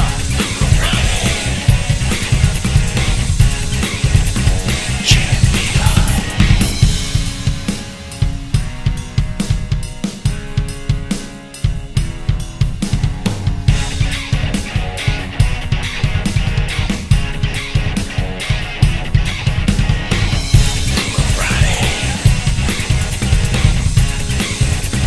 Champion. Fuka Friday. Champion. Ellie. 1-year-old Ellie. Fuka Friday. What a win. What a win, baby. Let's go. 1-year-old baby Ellie gets the dub on a Fook Off Friday. I saw in the chat someone was saying, what about Kanota's spin? You have to defeat the stream boss in order to get the spin. And Sober Carl stands strong with his stream boss status, still 29 hit points away. So he has not been defeated. A complete victory for Ellie, courtesy of Sober Carl. Sober Carl came in hot over there. As Senosi did make it interesting at the end. Thank you to everyone that donated. I mean, you guys are savages once again. Appreciate it. Giving JVM a run for her money. Awesome job, Jesse. The first 10 too cringy, so should I watch the last 10 minutes? No. Listen, I always leave it up to the viewer's discretion, but in my humble opinion, I think there are a lot more productive things you could do with that 10 minutes in your life. I'll just say that. I would say watch it. Form your own opinion. Who knows? Maybe you might be in the 15%. You know? I mean, what do you got to lose? It's 25 minutes. You know? 25 minutes of your life. I'm sure there's better things you could be doing. But I'm gonna say watch it. Why not? Pad his stats. Help him out. I mean, he's been going through hell. Boss, it's almost Ellie's birthday. This is so exciting for me, guys. This is my first child.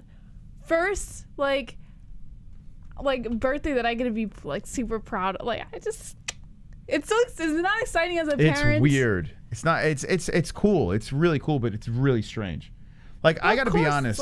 But it's so. The whole having a kid thing is strange. The whole going to. Today I got a prescription for Ellie. $83 for a prescription. $83. Before that, it was $50. Bum out the mood, Moss. So I get these weird things. Like, I'm like, this is expensive. This is beautiful. It's weird. It's weird knowing that it sucks. You created that little creature that has just lived on this earth for a year. Yeah. The whole thing is bizarre to me. Yeah. I just look at her and I'm like, what is going on? But I don't regret anything. I don't regret anything. Yes, sure. She does have a birthday outfit. She's got, it's like it's a dress, and the top is pink, and then it's like a rainbow tutu all around, and then she's got these cute little pink moccasins. I'm so excited. I'm so excited. It's my baby girl's first birthday. Yeah, it's crazy. It is weird, though, because like I feel like just yesterday we had her. Well, I mean, that's what everyone says. Yeah, they say time flies, and you don't really realize it until the baby's here, and then you're like, holy shit, like I gotta absorb every single second I can get. It's definitely weird, but it's so worth it. I would do it 1,000,000 times over. It is. No, it's definitely rewarding, for sure. It's so fucking stressful though. It really is. Like, all I could think about is Moss. All I could think about because there's always like a negative turn. I know, because I can't stop thinking about. I just want her to have a good life. You know what I'm saying? She has a good life. I know, but I always like beat myself up thinking about that shit. Like, I'm constantly thinking about it. He's like this, like we're all talking about like positive shit. I know, and it bums me like, out. And then he's like the Debbie Downer that comes in. He's like, yeah. Well. I know. Well, that's usually you. Can I have it once in a while? Can I have the ball? Well, yeah, I know. I can't stop thinking about it. What if something happens? Well, I think of like, what if we fail? Okay, there's always a chance for anyone to fail. And then what do we do? And then she's gonna grow up on the pole. My God. You know? You are terrible. She's gonna grow up, she's gonna be fucking getting naked for. Let's just enjoy the fact that we raised a life for a year. She's putting a lot of weight on my shoulders, Ellie. She's really selfish. That's just because she's a little chunky baby. That's where the weights come from. I'm gonna tell her tomorrow. I'm gonna have to talk with her. I'm gonna be like, you know what? I think you're gonna need to get a job. You have to pull your own weight around here. Yeah. All right. Yeah, Ellie's birthday. 1 tomorrow. Happening. We'll be live streaming just for her birthday. We'll be doing these fights over here, and then we'll be having a nice proper party for her on Sunday. But yeah, you get to see Ellie on her birthday. It's gonna be cool. All right. Once again, thank you guys. Seriously, you have no idea how much you guys are supportive of this show. Really appreciate it each and every week. Smeshing donations, smeshing likes. Love you guys. Let's look at these fights now. We have this little what the fuck? 22. Is this the guy that Dana's been trotting around? Hold on a second here. Dana's been trotting some dude. Whoa. Easy. Whoa. Dana White. Is this the kid? If you don't know, now you know. Why doesn't he just say the N-word afterwards, right?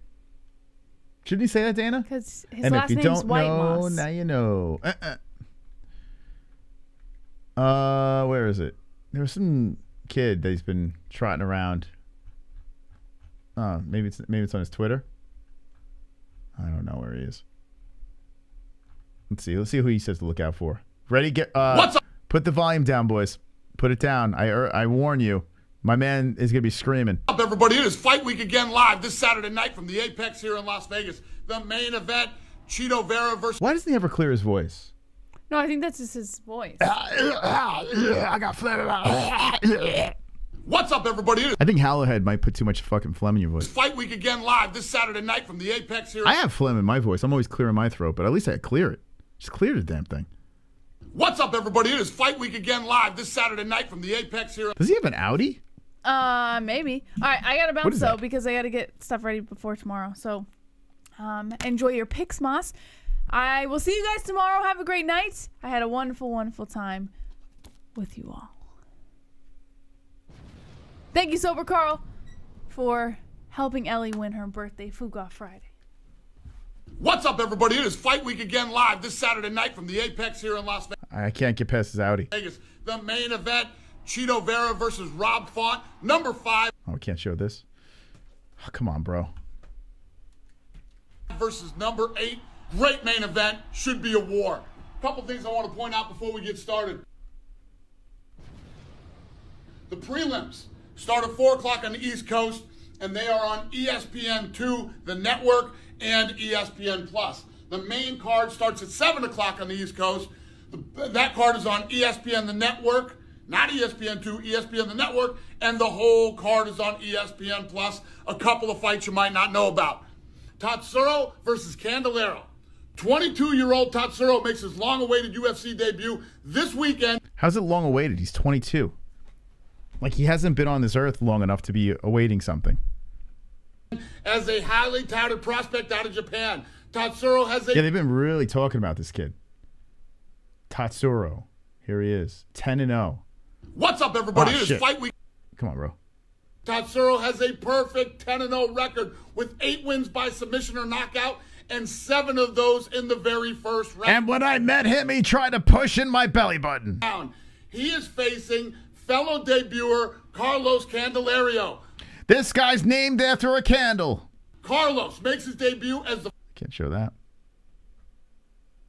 first athlete to be picked for a UFC contract after losing a controversial decision in his Contender Series matchup.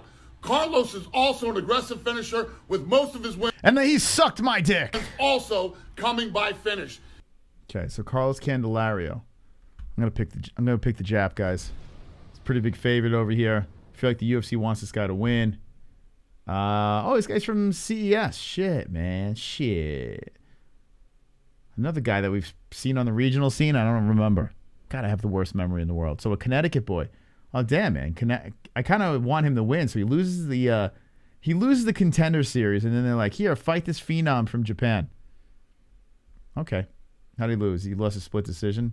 All right, I'm gonna say this guy wins. Man, he's been submitting fools. Not a bad fight. Not a bad fight to start it up. I'll say decision. He's gonna be a little nervous. What's up, everybody? Oh, Look to make an impression. They're the first fight of the night. Do not miss this fight. It should be awesome. Do not miss this fight. Another fight you might not know about. Green versus Lanus. Green versus my anus. Another fight you might know about. A green and my anus. Green versus Lanus. A green versus my anus. Green. He has a 90% finish rate. Gabe is the veteran. He finished me in that 90%. In this fight. He's the more well-rounded. I am finishing myself talking about fighter this. And coming off a win over Phil Rowe. He's got striking skills that will wear his opponent down. I beat Phil Rowe, that's right. Pressure, and then he piles on the grappling. I would show you guys, but he's showing. They're showing the fucking UFC. He's always looking for that finish. Lanus. All right, anus. Let's see what this guy's 8-0 with 6 knockouts. He's one of the best prospects out of. Okay, let's see. We could look at this guy. We could look at anus. We could check out anus, guys. He's one of the best prospects out of Canada. As an underdog in the Contender, it took him only a minute and a half to punch his ticket to the UFC. Oh, okay, I remember this guy. A knockout. He's known for his kickboxing, but he's got flying knee knockouts, a body shot knockout. He knocked someone out with his anus. Power in both hands, but his takedowns and his ground and pound are very underrated. Does he stay undefeated against his toughest? I don't know if he stays undefeated. All right, let's see. Where's the anus? Let me see if I'm going to pick the anus. Here's the anus. It's a good fight. I like it. So Anus is from Canada. 8-0. This is a good one. I like this fight. Philip Rose is savage. Let's see. Lost to Daniel Rodriguez, who's a fucking savage in his own right.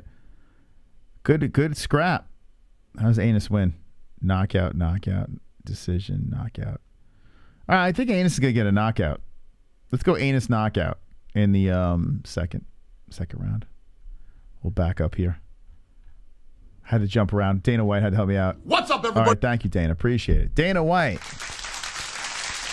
KO via Anus. Yeah, I think the Anus is going to win. He talked me into it. Dana White talked me into it. So if I lose that fight, I blame Dana White. The return of Gina Mazzani. Oh, by the way, we reached out to this broad. What's her name? I don't think she answered us. I think she'd be a good fit. We've been reaching out to a lot of people. You know, really working overdrive here on the MMA-Holes. What's her name? She has like a sex. She's like a UFC fighter, but she has like a sex podcast. So I'm like, why do we not have her on this show? Like, what is going on? Let me know if you listen to a UFC fighter that has a sex podcast. I gotta, what's her name? Actually, I could probably show it over here. Turn it on my phone. Oh my God, you want to vomit? Oh my God. Why? So I go on Twitter and this is the first thing I see. I mean, what the fuck? You trying to make me sick? Come on, Karen. What are we doing here? What are you doing? Stop it. Stop it, Karen. You're 50 years old, for God's sakes. Friday night? What you doing? What you want to do? It's Friday night. Do you want to do me and my tremendous forehead and my saggy black tits with my gravelly voice? That's the first thing I see. I guess I follow her. Do I follow her? I don't. No, I don't. Why am I seeing this? I don't follow you, Karen. Fucking A, man. No, thank you. Oh my God. I can't stand her. Anyway.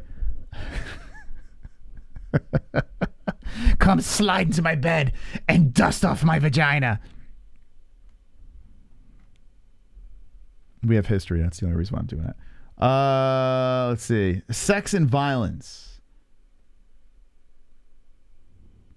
Come on, respond to us. Sex and violence. Ashley Evans Smith. Remember this broad? Remember Ashley Evans Smith? She has a podcast. It's called Sex and Violence. I'm like, why is she not on our show? Where we have always it's like a sausage party on here, according to Brendan Schaub. Sex and Violence. I need you guys to get on Twitter and fucking get this thing going. She had the goat Artem Lobov on. Like, she's on there, she's just like talks about like some weird sex shit. So I'm like, why? What is going on? This is right up her alley. Like, every time I try to talk about sex with UFC fighters, they're just like, nah, bro, let's talk about the fights. This girl's ready to go. We got to get her on. Remember Ashley Evans Smith? Not the best UFC fighter, but yeah, we need to get her on. I was watching some of these clips over here, and one of the clips, it made me fucking want to vomit. She says she has popcorn, and she throws mayonnaise on it with hot sauce. I would fucking throw a rat out of my house. I would fucking throw out of the top floor window. If anyone would ever, if I walked into a bedroom, I don't care if you're completely butt-ass naked and you're the hottest woman in the world. If you're eating fucking popcorn with mayonnaise on it, she calls it white trash popcorn, I would legit throw you through the fucking second floor window. Anyway, we need to have her on and ask about that. Ashley Evans Smith. I mean, what the fuck? What are we doing here? Hey, Artem Lobov, do you like to have sex? Oh, yes, I like to have sex. Okay, butt stuff on you. Artem, would you like to have some butt stuff? Yes, I like butt stuff very much. Or a partner? No, definitely not on. No, definitely. I like to have butt sex all the time. Me. Got it. Partner. I like it when they strap it on me. Yeah. On partner, yeah. Yes, when Conor puts it in my ass, I like it a lot. Okay, butt stuff on you or a partner? Oh, yes. When Conor comes in and we train together, me and Conor, we have a lot of butt play. No, definitely not on me. All right, what am I doing here? This is the part of the show where I completely get derailed. Wonderful, wonderful. Vladimir. Renato Larcher saved Karen Bryant's career. He makes her show watchable. Also, popcorn with mayonnaise should be illegal. God, could you imagine? Oh my God, I couldn't even. It's like popcorn's delicious. Why would the fuck would you do that? Yeah, we have to have her on to talk about that. I need to slap some sense into her. Yeah, Laranja, the goat, Renato, does like a show with her, and he's like off the rails. He's good, but Karen Bryant is just like, I just want you to fuck me in front of my husband. Mr. Hanachi. I want you to have sex with me in front of my husband. Please. What's my husband's name? Wade? Fuck me in front of Wade, please. Please, Hanachi. Put your big pork stick into my fucking vagina. I want it so bad. Not a big fan of Karen Bryant. Anyway. Or maybe I come over and put it in your ass. Yeah, she's married to Wade. Oh, you gotta know the backstory between us. Yeah, Wade is the cuck of the husband. Wade is legit a cuck. Like, no joke. He cucks. He's a cuck. That's their thing. But hey, more power to them. It spices up the bedroom activities, I guess. He holds the camera. Mazzani versus Young. Chris Wade. No, not Chris Wade. No. But Chris Wade won in PFL. Nice job. Good win for him. Let's see. Who's going to win this thing? Danger versus the Shanimal. Not the Shanimal. I'm going to have to go with Mazzani just because of that nickname. Mazzani is smaller. Her last win was a year, 4 months ago over Ostovich, who was the bare knuckle queen. All right, we're going to go Mazzani. We're going to go decision. Put it in the books. Mike Breeden versus Nathan Levy. Because you put the Chevy to the levee, but the levee was dry. Israel lost 4 months ago. Alexander Hernandez. Oh, you lost to Hernandez. That's right. You're out of here. Pick in Levy. I think. I don't know. Let's see. Got a submission, decisions. Wow, a lot of decisions. How'd you lose? Got knocked out and decision. All right, decision. Decision it is. Okay, easy peasy lemon squeezy. We got this pick in. All right, let's go over here now to Figueiredo, he's kind of disappointing considering he is the champion's brother. Daniel De Silva is coming off a loss. Jeff Molina, the Twitter guy, and that's it. He lost to Jeff Molina, so no UFC wins. I'm gonna have to go with Francisco. What are we looking at with size here? Both the same height, a little extra reach. Gonna go with the Figueiredo for the win, and I know he's a underdog here. So let me look at my bookie. I think I'm putting a bet on Figueiredo. Let's log in. Let's log in mybookie.ag. Get a 100% match on your first deposit using promo code MMAHOLES. Hit the fucking like button, friend. We're at the end of the stream. We're making some picks and now a bet. The first of the evening, I think it's going to go to Figgy. UFC lines. We're up in our bets. I'm going to make one here. Now, if Figueiredo loses this fight, I'm going to rage tomorrow. I'm going to rage. Where are you? Where are you? D. Avison's brother. Okay, so if we go here, we drop a hundo on him. Let's see. Use that MyBookie money. You win 95 Dolores. I'm placing the bet. I'm going for it. I'm going in on Figgy, baby. He is going to piss me the fuck off if he loses this fight. But the bet is accepted. It's in the books. A hundo on Figueiredo. Now the question is, what fashion are we going to get this done in? We got the knockout. Got knocked out twice there. Decision. His wins by decision. Knockout. I mean, all right, decision. I know it's kind of boring. All right, we know what's going on here. We know what's going on here. Romanov's going to win. Knockout, decision, submission. Can Chase stay alive? I see submission. Oh, yeah, you got submission. Submitted. All right, you're getting submitted, bro. Submission 2. I'll give you a round because you got to fight. You're fighting for your contract here. Man, a +1. Oh, my God, a -2,200. That is just absurd. Is anyone placing a, like, hold on, let me just look just for shits and giggles. I would never do it, but like it'd be hilarious if you won this fight. He's the one UFC fighter I have his phone number and I never followed up on, Chase. I don't know why. I never did it. If you drop $5 on him, you're winning $55. If you throw $1,000, $1,000. What am I talking about? $100, you're winning $1,110. Mamma mia! If you're dropping 50, let's lessen it up here. You're winning $555. Anyone dropping a Chase Sherman bet, I just think he's got 0.0 chance of winning this thing.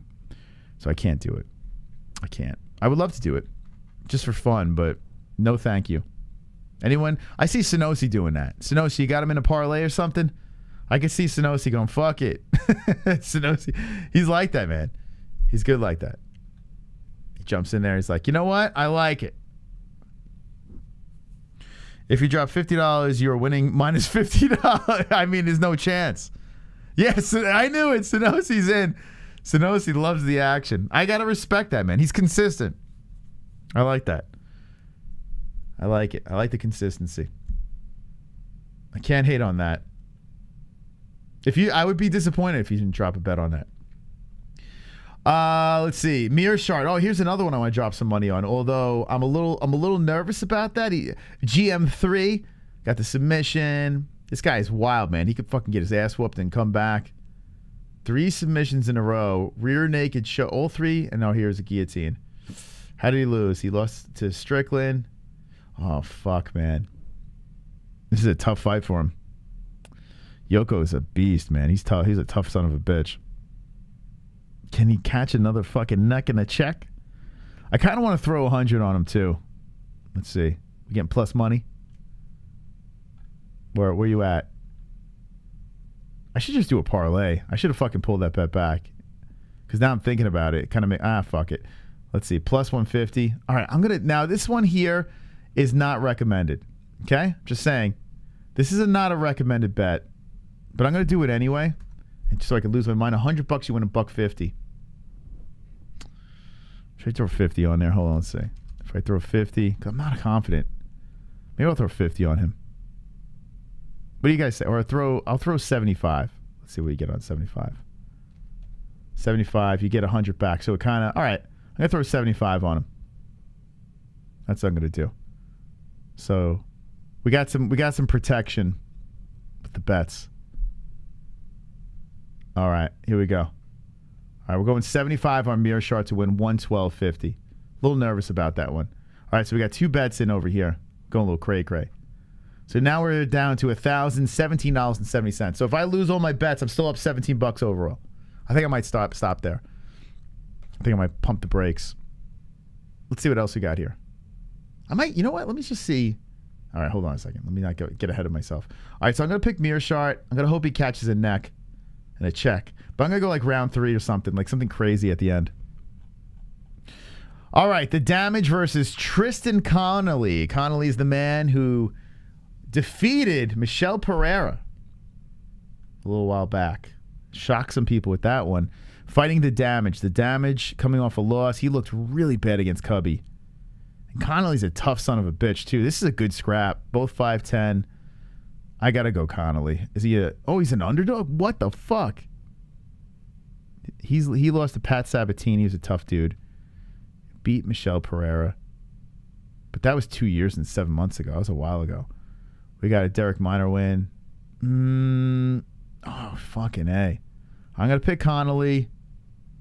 I'm going to say decision. It's a good fight, though. All right, so if I do a parlay, let's see. Let's have a little fun here. Wonderful, wonderful. Vladimir! How y'all niggas doing the NFL draft? Just seen today that my Raiders are interested in Colin Kaepernick as a backup for Carl. SMH. I don't need that type of negativity this season. I mean, damn it. There was a time where Kaepernick was the real deal. Yeah, I don't know if I would want that either. The first round, I like. A little sketch in the second. They picked a 5'8" receiver. Like 5'8" receiver. I mean, he better be fucking lightning this guy in the second round. But they picked some good defensive pieces in the first round, which I really do like. A good pass rusher. So our defense, I think, is going to be pretty good, the Giants. Coming on the offense, Daniel Jones got that 5'8" target. I don't know. We'll see. We'll see. Thank you, Vlad. Appreciate the donation. He hasn't played in, what, 5 years? Kaepernick? Oh, my God. Yeah, I mean, it's been a minute. I remember when he was in the Super Bowl, and my buddies were 49er fans, and I was rooting so hard against him. Very, very hard. Not the biggest Kaepernick fan. If I did a parlay, let's just look at this real quick. Let's see. Let's just have a little fun. Figueiredo.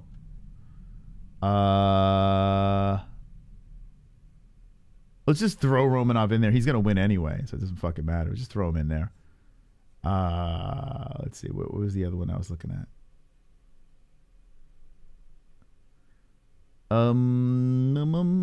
Connolly.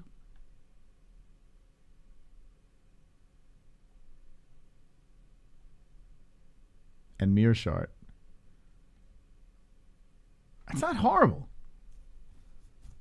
Man, I should have probably done that parlay. 100. I should have just done that one bet and just went for it. But I got protection bets. So what if I do like I do like $10 on that? $10, you win $118. I don't know if it's worth it. Nah, fuck. I'm gonna stay away from it.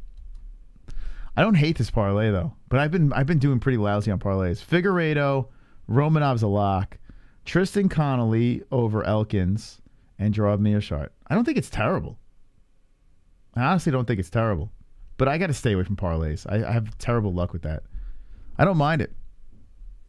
I don't mind it. I probably should have done the 100 on that and just went all in, but I'm gonna keep it the way it is. I'm just gonna keep it the way it is. I'm gonna do them separate and play it safe. So right now, all right, who do I got here? I got Figueiredo and I got Mearshart. And I'll go Connolly as well. Nah, fuck it. Should I? Fuck it. I'm gonna do it anyway. Let's just go for it. We'll throw the 100 on him. I think Connolly's gonna win. All right, we're gonna put this in here too. Now it's gonna take us under our bets. All right, here we go. I'm going. We're doing separate bets because I'm afraid one's gonna lose. I'm too nervous. So we're gonna throw that in. Elkins over Connolly. He looks so bad. He looks so bad against. I mean, I understand Cub's a beast, but he looks so fucking bad. My bookie doesn't want to take the bet. They're probably trying to tell me something here. Might be a sign. What do you guys think? Who you picking, Elkins or Connolly? I get it, man. Elkins is a fucking savage. But, you know, Connolly, he did beat fucking, what's it called? All right, it's in. All right, my 3 bets are in. It's not a parlay. I'm betting them just straight up. Win $1.50, 112.50, 95, 24. So I could win like $300 on this if I hit them all. Let's go. And I got some safety nets. Or I could just miss on all of them, which is possible. All I got to do is really win one. I win one, and I'm still over in my overall bets. So that's why I kind of like this over the parlays. All right. Anyway, back into the non-degenerate stuff. So I'm going to Connolly by decision. Listen, Elkins is a tough dude, yes. You know, he got some amazing, heartfelt comeback wins. But let's be serious here. 37 years old. This man has experienced a lot of damage. And Connolly hasn't fought in 11 months, almost a year. But still, I think Connolly's a tough son of a bitch, man. I really do. And I think his a little bit of less, you know, wear and tear on the body and the mind. I think Connolly's going to get it done. That's just my opinion. This is a tough one here. Gordon versus Dawson. Gordon is a Queens, New York boy, so of course, I always root for those Queens, New York guys. But Grant Dawson, man, 17-1-1. Mamma mia. Let's see what we got here. Gordon got Selecki. Selecki's a grinder. Danny Chavez and Chris Fishgold. Last loss was to the champion. You got the majority here. Ricky Glenn. Santos. You know what? Gordon's got a little bit. Oh, mine is not bad. Trisano's not bad either. Oh, fuck. Where do I go with this? Dawson's a little bigger. A little longer. You got Glory MMA versus Henzo Gracie Academy. Oh, fuck. I wouldn't bet on this one, that's for sure. Who the hell's going to win this? Like, my initial, like, reaction is to go towards Dawson. He's a slight favorite in this. But I tell you what, Gordon's another underdog that I wouldn't mind jumping on. I'm probably going to pick Dawson, but let me know in the chat who you guys have. I'm curious. Jake Paul's going to lose $1 million. Valdez. I have no interest in that boxing match. Is that tomorrow? Taylor versus Serrano. Yeah, it's tomorrow. Yeah, I am sorry, guys. I wish some boxing matches I can get into. We did the Fury thing, and I'm sure boxing is probably going to get better views, better ratings than what's it called?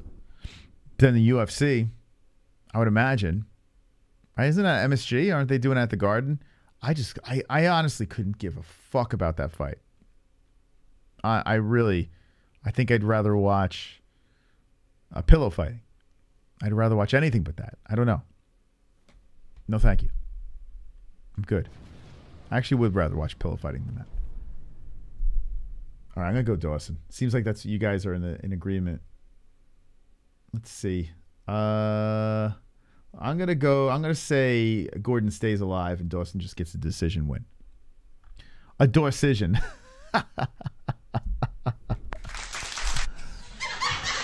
Wonderful, wonderful. Oh, God. I'm tapping into my Brendan Schaub bag of tricks over here. If you're just jumping in, we did our whole roast on Brendan Schaub, basically discussing what we thought of his comedy special. We dissected his routine and really got into the nitty-gritty. So rerun the stream, run it back, and jump in our comment section down below. Also, we unveiled the hat from Smiling Sam Alvey, Dan Henderson's autograph. OSP's autograph is on here, so it's actually a pretty fucking cool hat.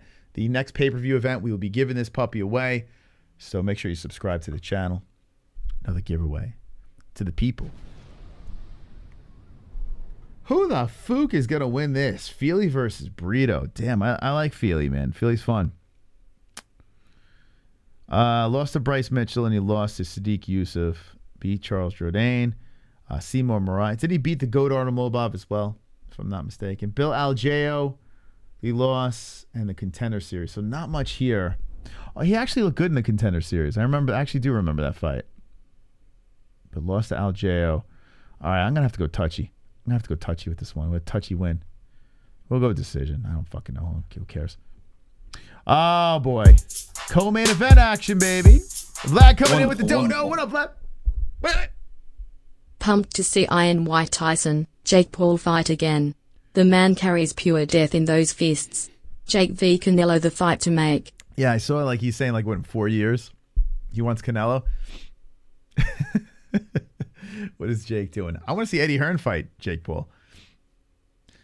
Well, he's getting ready, right? He's there. They're saying Logan Paul was saying he's technically in a camp, so Jake is getting in shape. He's keeping an eye on he says he's keeping an eye on the Anderson Silva fight. I know it's exactly what's going to happen. Anderson Silva is going to win.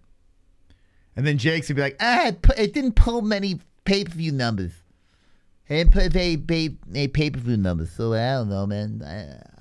I need someone to, someone that's going to put the asses in the seat and sell some pay-per-view. I can't do all the work.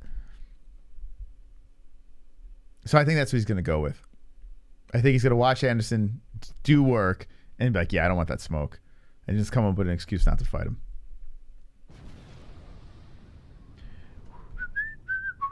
Arlovsky versus Collier. The prototype is coming off a win against Chase Sherman, the GOAT. Lose to Felipe. I think I got to go with Arlovsky. This guy's 43 my ass. This guy knows how to collect boring wins. I'm going to go Arlovsky with a guaranteed lock-ski of a decision. Got knocked out by Aspinall. I tell you what, that aged pretty well. Aspinall, by the way, versus Curtis Blades. Whoa. Right? That's happening. What? Come on, Dana, shut up. What are you fucking doing, bro? Screaming at me. It's late, Dana. What are you doing? Right? Oh, he didn't put it up. There's another account that I was following. Wonderful, wonderful. Yo, Vlad going nuts tonight. These post-stream riffs are great, Moss. That's why the peeps need to stick around post-stream. Hey, thank you, Vlad. Appreciate that. It's just basically, you know, it's a bunch of nonsense. I don't know if it's entertaining or anything. Honestly, I look at it like this. Appreciate that. But this is exactly like you're listening to my brain when I shut down. I'll shut down the stream. I'll make the picks anyway. And I'll have these side conversations with myself as well. So I would either be doing this in front of a camera or not in front of a camera. It's the same thing. I go on these weird adventures late at night. Where is it? I just followed this channel. I don't fucking know. I can't remember what the channel's name was. Shit. There was a channel. Oh, hold on a second. Let's go. Following. Oh, it doesn't have like my latest followers. How do I sort these things? I don't fucking know. Man, what is it? I don't remember. There was a new account that I followed. They didn't have many followers, but they were pretty cool. They were dropping like some pretty good stuff here. Actually, hold on a second. I think I got it in my story. Oh. I took the memes over here. The elf on the shelf one, hilarious. Heard on the turd. Amber, honey, I'm home. And here's Amber Heard shitting, and the look of Johnny Depp. I mean, it is a beautiful thing. There's another one I put on Facebook too that was actually pretty funny. All right. Anyway, I was looking for. I think it's Curtis Blade versus Aspinall, right? In my head, yeah, I'm having these weird internal conversations. It's bizarre. Something wrong with me. Like, this is exactly what's going through my mind. All right, so Arlovsky by a decision. I kind of want to throw some money on Arlovsky. I mean, I feel like he's a lock. I feel like he's a fucking lock. You could probably put some real good bets. You know what? Fuck it. I'm gonna do it. I'm gonna have 4 bets. My bookie bets. I'm gonna go on Arlovsky. I'm gonna go, and if this guy loses, I'm gonna throw up all over the stream. Let's go. Arlovsky. He's a locksky. Andre Arlovsky in this one. Easy bet. Easy money right here. $100, you win 76 easy dollars. Easy, baby. Let's go. We got 4 bets. I got 400 bills riding on tomorrow's stream. I mean, we are going fucking hard on tomorrow's card. Let's go, baby. We are going hard on tomorrow's card. We're going for it. We're going all in. Oh, Arlovsky's a lock in this one, drunk. This is a locksky. He's got 10 years of seniority. The only thing is Collier is a fat fuck. He is 265 in the poundage. Actually, Collier's a big fucking dude. He's 6'3", huh? Shit. I still think Arlovsky's gonna fucking dance around, and you know what he's gonna do. He's gonna outpoint him. Easy money. Okay, here we go. Main event. This is one I was throwing back and forth. I want to pick Cheeto. The Cheetos. He's a plus 110. I feel like he's a good under to pick here. I feel that Rob Font is going to fucking put on a clinic. I feel like this is going to be a war of a fight, but Rob Font is going to channel his inner Calvin Cater, as these guys are. He's not from Lausanne Mixed Martial Arts, is he? No. He fights with Chartier and those guys. I think that's wrong. But he is a Massachusetts boy. So I'm going to go Font. I'm going to go with the favorite on this one. Robbie Font, the CES, former CES guy who just took a loss against Jose. Both guys got losses against Jose. No way, Jose. Rob Font for the win. The question is, how will he get it done? We got Yeah, Kevin from Chicago. He doesn't knock anyone out. Well, there's a knockout over here. I know he's Mirage. He's the Magic Man. Is this going to go to distance? I think it is. I think it is. All right, this is going to be a 5-round fucking crazy war between these two. Decision. Rob Font for the win. Lock the bets in. I'm going to get them all right. All right, tomorrow. You just seen a perfect picks. Perfect picks. I am very confident about those picks that are happening tomorrow live on air. By the way, we have the stream schedule. Go over there. Hit the fucking like button. As you can see, the Gringo Papi stream is about to conclude, but if you look at our YouTube channel, and if you haven't hit the like button, please do so on this. But it's ready to roll. It is ready to roll. Locked and loaded. I'm going to drop it in the chat. So just smash the like button. Throw us in the algorithm. 11 likes. We didn't even get started. Look at that. Beautiful. Wonderful, wonderful. Okay, let's drop it in here. Yeah, who you got for the main event? Chase Sherman DQ tomorrow. Imagine. Holy shit, that'd be amazing. That would be fucking hilarious. I would take the hit on the chin for that again. A Mike Jackson sort of situation. So I'm just dropping the link to the tomorrow stream. It's ready to go, so we'll be live on that stream tomorrow. Slow DK has Cheeto for the win. Going for the underdog. Not a bad under, but I think Font's gonna do, he's gonna do some work. Please no eye pokes tomorrow. Jesse gonna kill you, Moss. Be careful. What? Sadly, Arlovsky is never truly a Locksky. So that over there. All right, guys. Hey, thank you for staying late in the stream. I know it's late for a lot of people out there. We got to go to bed and get ready for tomorrow. The birthday, the official birthday of Ellie Moss has turned 1 officially. And she has won the points game thanks to Sober Carl and the boys putting the win together for Ellie. Thank you very much to that. I want to thank our sponsors once again. Jump in the description of mybookie.ag, Head Rush, Sheath Underwear, Undisputed Belts, and ESPN Plus. By the way, undisputedbelts.com is the website. They got some really cool stuff for. They're good gifts too. I was looking at their website. Some holidays coming up, birthdays, whatever. It's actually a pretty fucking badass gift. So just undisputedbelts.com. Tell them the MMA-Holes sent you. And that's it. Right? I don't think I missed anything. Yeah. Don't be an a-hole. Be an MMA-hole. Bye!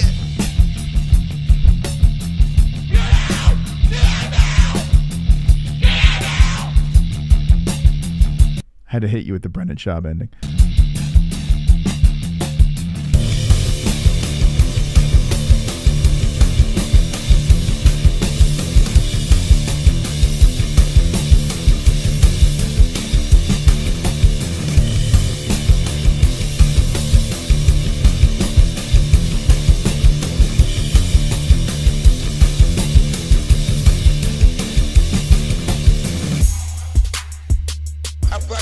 Drink.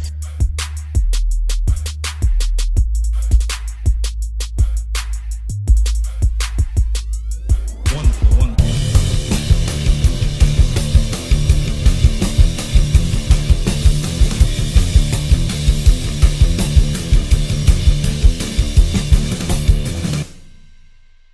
Gaylord.